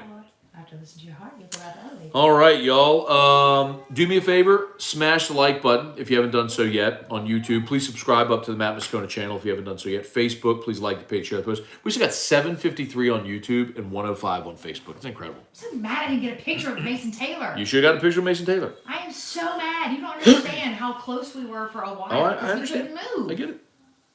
We couldn't move. I cannot believe I didn't realize that was him. Austin Fridge, Matt, do you think Perkins should win the Buckus Award?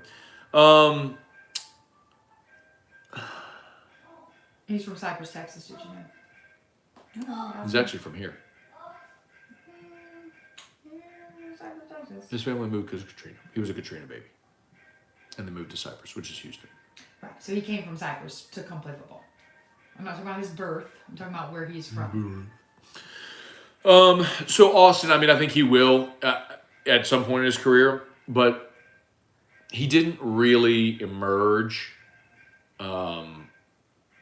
nationally until Florida, and then obviously the Ole Miss game, and then last night. But probably just a little late emerge. Like freshman All-America, he'll definitely be that. He might have a case to be an All-American. Like he will make some All-American teams, maybe not first team, but Butkus, realistically, he won't have the stats, and having only really been a key player for half the season thereabouts, probably won't be in that convo. Next year, better believe it. Joe Freitas, where's Russ? Texting plenty with Russ. Bernard Snyder, some of those coverage sacks, O-line can only block for so long. It doesn't matter, Bernard, and a lot of them weren't coverage sacks where stuff broke down pretty quickly and he got sacked. I mean, you could say that in any game. The point is, LSU was sacked 6 times and 11 TFLs. They brought a lot of pressure and won a lot, but LSU won a lot also. Can you flip in your notepad? Brent Ploche, shout out to Brock, just did neck fusion, life changer. All right, Brent. Yes. Can you flip in your pad to see what happened in the third quarter at 4:44, please? I just Googled it and they won't tell me. Who won't tell you? Google. Get so mad when Google won't tell me what I'm asking. I'm not good at Google searches though. I'm not good at like how to search it. Something happened in the third quarter at 4:44 to make Kelly stop and tell me that. And I don't know what it was. That was probably, I don't have the time charted there, but let's see. You're so proud of me for knowing all this. Because you know what the guy behind me was saying to his wife? Why are you so mopey? You've been mopey the whole game. You won't cheer. You won't stand up. I mean... The guy behind you said that? Yeah. He was like, because his wife would just sit there. And he was like, why are you so mopey? Like, again, like, you should be so fired up. I know all these things. That would have been when LSU, that would have been, Bama had the ball. Bama had the ball.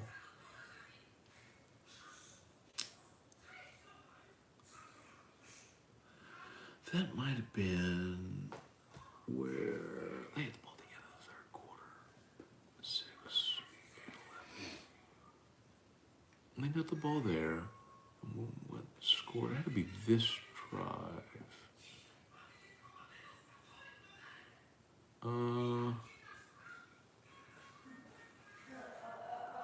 Drive in at 3:30. It would have been the touchdown drive. Well, I'll bet it was. That might have been Kayshawn's. Around, I mean, it was the drive where it was the drive. So 4:44 in the third quarter, was LSU's touchdown drive. But it ended, the touchdown came with 3:30 to go in the third quarter. So maybe that was like we converted a 3rd and 7. Kayshawn got 9 yards. Maybe that's when that happened. Maybe. I'm just telling you, it was something big enough for her to bring that up to me in the third quarter. I'm the one who recognized it in the fourth quarter. If you're just joining and wondering why, Erica is bringing up the point that like 444 is the Angels' number or something like that, and LSU did in fact. Bryce Young's touchdown came with 4:44 to play in the game. The Bryce Young oopity-oop deep pass, and I'm like, well, that could have been Alabama's Angels. It was our Angels saying, you wasn't. got this still. Got it. Those are I'm not giving those Angels to Alabama. Those are our Angels because something previously at 4:44 happened, so it made me think this was still for us. Got it. Yeah. But you can't find what it was? I'll have to go like a back. big conversion or something? I'll have to go back and watch the game. Okay.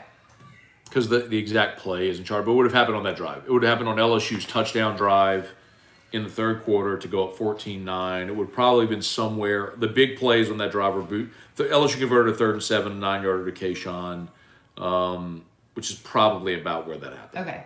That was probably it. I bet you it was 3rd and 7, because they had taken the lead, Yeah. 9-7, and then LSU got the ball back, and somewhere in that drive is when that would have happened. Yep. So it's gonna be a new thing, Matt. Just wait. You're gonna be getting so much 444 love. All right. All right, any more? You know, the weather was so amazing too last night. Good. But I do have a little thing to say. You know how we do the cannons, the firework cannons at the very beginning of the game? It was funny because I was filming them running out, and then we were so close that like when those cannons, the things went off, like I literally jumped, like scared. I mean, I wasn't really scared, but I jumped. So after that, we are returning the kickoff, correct? They got the ball first. They kicked to us. Yeah. It was freaking hazy Yeah. in there. How do they see the ball? Yeah, I'm like, smoke Lauren, industry. this is a hazard. Like, why would we do that? That guy, to catch that ball, it was still extremely hazy on the field. He could have... I just don't know if that's smart, guys. Like, I don't know if that's a smart thing to do. Richard Menard, the 444 down by 4. No, that was in the fourth quarter, Richard. The 444, that's what brought all this up. There was 444 on the clock in the fourth quarter when Bryce Young scored his Houdini Act touchdown. She was asking what happened in the third quarter when there was 444 to go, because that's when one of her friends first pointed out there's 444 on the clock. And so then Erica remembered that in the fourth quarter when there's 444 is with the Bryce Young touchdown happened. Well, I mean, I'd have to say it was more 448 for him. The 444 was for us, saying we got this still. Got it. Yeah. Okay. TJ Wiley, how many guys will come back next year? Who will be the quarterback? Well, Jaden Daniels is I went over this last week on AFR.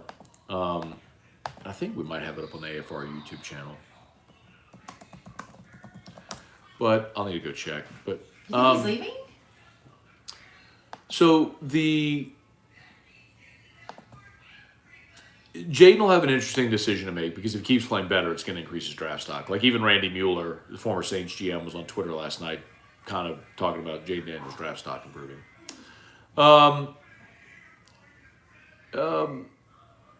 But it was interesting because when you look at LSU, there's a ton of guys that are going to have a decision to make, right? Like John Emery could come back. Like the guys you know you're losing who are out of eligibility. So like Baskerville is out of eligibility. Ollie Gay's out of eligibility. Ojolari and Keishon Boutte are obviously going to go pro. You have veterans like Fouché and Brooks, who are using their super senior year this year. They're done. Jarek, Bernard Converse. But then you look at a lot of the guys that'll have decisions to make that could very well come back, and you're like, man, Jure Jenkins is a senior, so he's done. And you have the possibility, like if Jaden comes back, if John Emery comes back, Jaquelin Roy is a guy certainly has a decision to make. You can look at Major Burns, at Jay Ward. A lot of those dudes that could go pro and might be like mid-late round picks, or they could come back and try to win a championship, and maybe have a really great shot to do it. So it's going to be a really I did a whole segment on that this week on AFR, kind of looking at all the guys, because Kuiper did his updated big board. And there's a lot of dudes that are going to have decisions to make, man. And if LSU can, because I kind of compared it to 2016, and I know we all remember 2016 because Les got fired and everything, but what people forget about 2016 is everybody came back. Ethan Posick came back, Tre'Davious White came back, Kendall Beckwith made the decision to come back. You got all those dudes back, and then you had Fournette was a junior, Adams was a junior, Malachi Dupree was a junior. You had Geis and Darrell Williams on that team. You had Shark and Russell Gage as your receivers as well. Arden Key had his All-America year that year. I mean, 2016 LSU was Dante Jackson was your other corner. Like 2016 LSU was like preseason number 3. They were massively talented. That's why I was pushed back. People like, Ed Ogeron inherited the mess. No, he didn't. He inherited a top 5 team in the country. Les Miles just spit the bit. Like, he just screwed it up. But Ed inherited a super talented team. This could be one of those years. Like, what if all those dudes decide to come back? I mean, it could be a similar situation. Mike the Tiger, SEC West Champions, Elite Goods, what's up? Gulf South, Bryce Young couldn't beat Jaden Daniels in Pee Wee football. That was pretty funny. The game day showed that, how those two guys played against each other in like Pee Wee football in California. And Bryce Young said he was a defensive back. He's like, I wasn't a real physical player. He's like, but I got guys on the ground. I said, the only guy that ever juked me was Jaden. He's dynamic, man. He is dynamic running the football. Debo, I think Kelly knows how to bring some of those guys back. Maybe Debo, we'll see. I mean, Brian Kelly hasn't had to do that yet, right? But he'll have something to sell for sure now. I mean, he can go say, look at what we're building. Like, you have a chance to do something special next year. Like, he has something he can. Glenn Hartline said, watching the replay, 4-44 was the 3rd and 7. So the 3rd and 7 with Booty, the 9 yards. There you go. Thank you, Glenn. How fast is Daniels? Looks like he's the fastest on the field. Dana, it's Dana Boyd. I don't know what his 40 time is, but the thing about Jaden, and if you go back, and I'm sure you won't, but if you go back and look at any of our stuff from fall camp, I was pretty consistent in saying 2 things. When you looked at the quarterbacks, the most dynamic skill sets. Like if you look at, like in baseball, there's 5 tools that players have. You hit for power, hit for average, speed, glove, arm. Right? So if you look at quarterbacks and whatever those skill sets are, footwork, presence, arm talent, accuracy, whatever. The most dynamic skill sets among LSU's quarterbacks were 2. It was Jaden Daniels' feet and Walker Howard's arm. The ball, Walker Howard's release just looks different. Like you can watch all of them standing side by side, even when Brennan was still there, and they're all throwing the same pass. It's just like you could just see it looks different coming out of Walker's hand. But similarly, when Jaden runs, like he is just explosive. It's just his ability to accelerate is like, doom, he's gone, like the road runner. So I don't know how fast he is. Like I don't know straight lines 40 speed, but I don't think that matters. Like he's football fast. Look at the touchdown run, the 25-yard touchdown run. I mean, the defensive end thought he had an angle, and Jaden beat him to the point, turned the corner. Amazing block by Josh Williams downfield. If you go back and watch the play again, Jaden's touchdown in overtime, if you haven't watched it or paid attention to it, look for Josh Williams' downfield block because that's what sprung Jaden to the end zone. But anyway. All right, might be about done. Do you think Will Campbell held his own with Anderson? Yeah, Austin, look, good point, man. I mean, Will Anderson and LSU did give a lot of help, but this is where I'll go. Like Will Anderson had 2 tackles in the game. He had 2 tackles and 1 sack. So he didn't necessarily make his presence felt a lot in the stat sheet, but a big part of it was I think Will Campbell did well, but and I watched that matchup a lot. I found myself not watching the ball as much as I did like watching the interior of the line and then following the ball. But LSU gave a lot of help. They used Cole Taylor, they used Mason Taylor, they used Josh Williams. A lot of times they had the back or the tight end chip on Will Anderson. Because most of the time that was Jaden's blind side. And they wanted to make sure that they had time to make plays develop. So I think Will did a superb job, but also I thought the coaches did a pretty masterful job of giving help where they felt it needed and still having enough guys going out in routes. So it wasn't like a max protect situation. So we might be just about done, y'all. Coming up on 2 hours. A 2-hour morning scam. But it's been worth it. LSU beat Bama. Still over 700 people watching right now, which is awesome. Adam, what's up, Skip? Let's see. Anthony Mitchell Perkins looked like Devin White last night. He's looked like that since he's been playing the entire season. I mean, he looks all. I've said it before. He's a better linebacker as a freshman than Devin White was as a freshman. I'm not saying he'll be the 5th pick in the draft and all that sort of thing. I mean, he may be. I mean, he's certainly capable. He's incredible. But as a freshman, he's a better linebacker as a freshman than Devin White was. They used Devin White a lot as a freshman just as an athlete to rush the passer. But, I mean, there were plays last night where Perkins was in the slot. And credit Bama. I mean, they schemed Perkins out of the box when he was on the field, but at times. But the times where I noticed Perkins in the slot, he blitzed.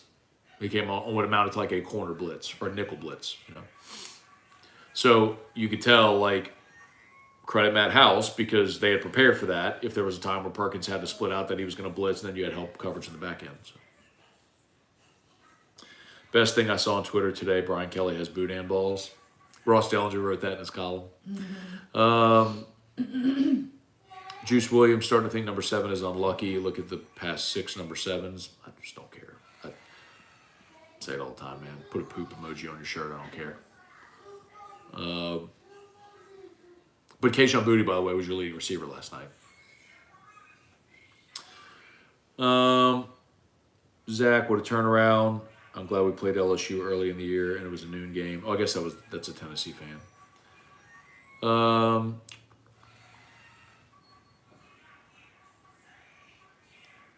Hunch and Matt, does the win last night help us in recruiting? I mean, of course it does. Recruits, you already got one commitment out of it.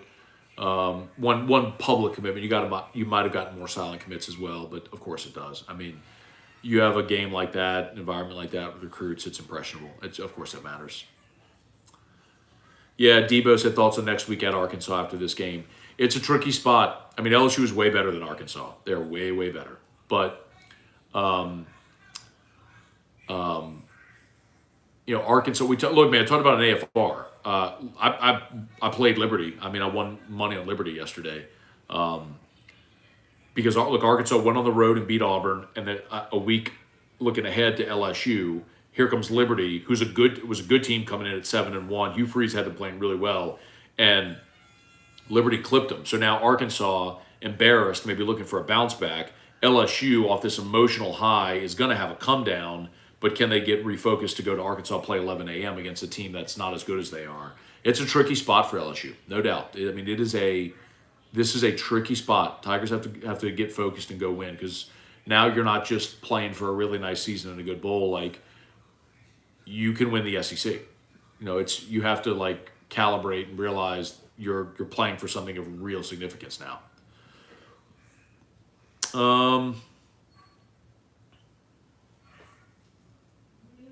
Christopher Taft, did Mason Taylor get a game ball? I don't know. Erica, yes, he did. Jacques Doucet showed him holding his ball with a No, not that. Please go to LSU. I'll look on Twitter. I know, I want to. Let me do it.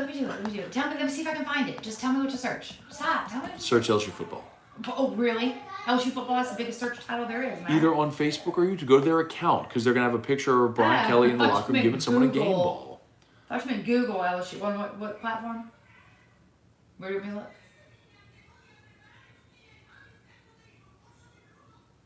Okay, well, you're not telling me.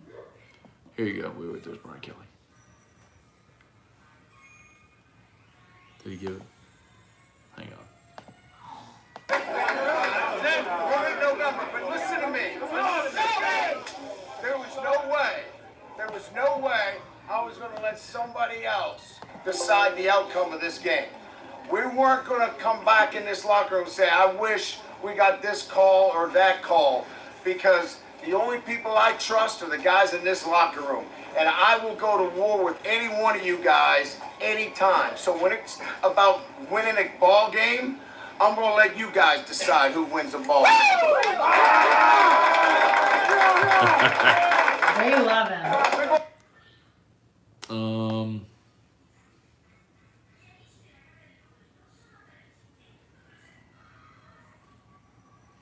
I don't see.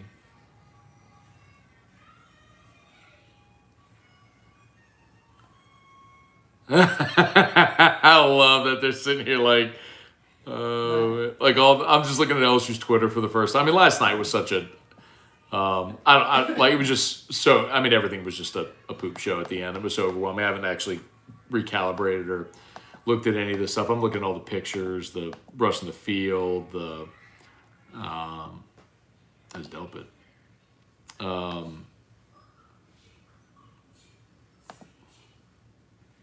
I love, like, at the LSU football, they tweeted a picture of Brian Kelly touching the wind bar when he was hired, and it says culture fit, like with all the capital, lowercase, whatever, with 2 skull emojis. Huh.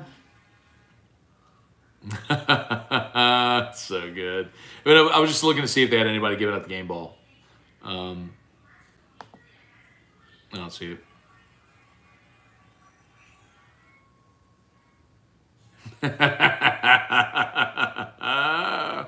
Just Google who got the game ball.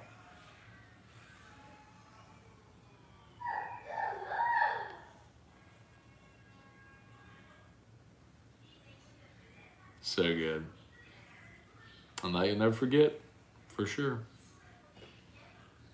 Love it.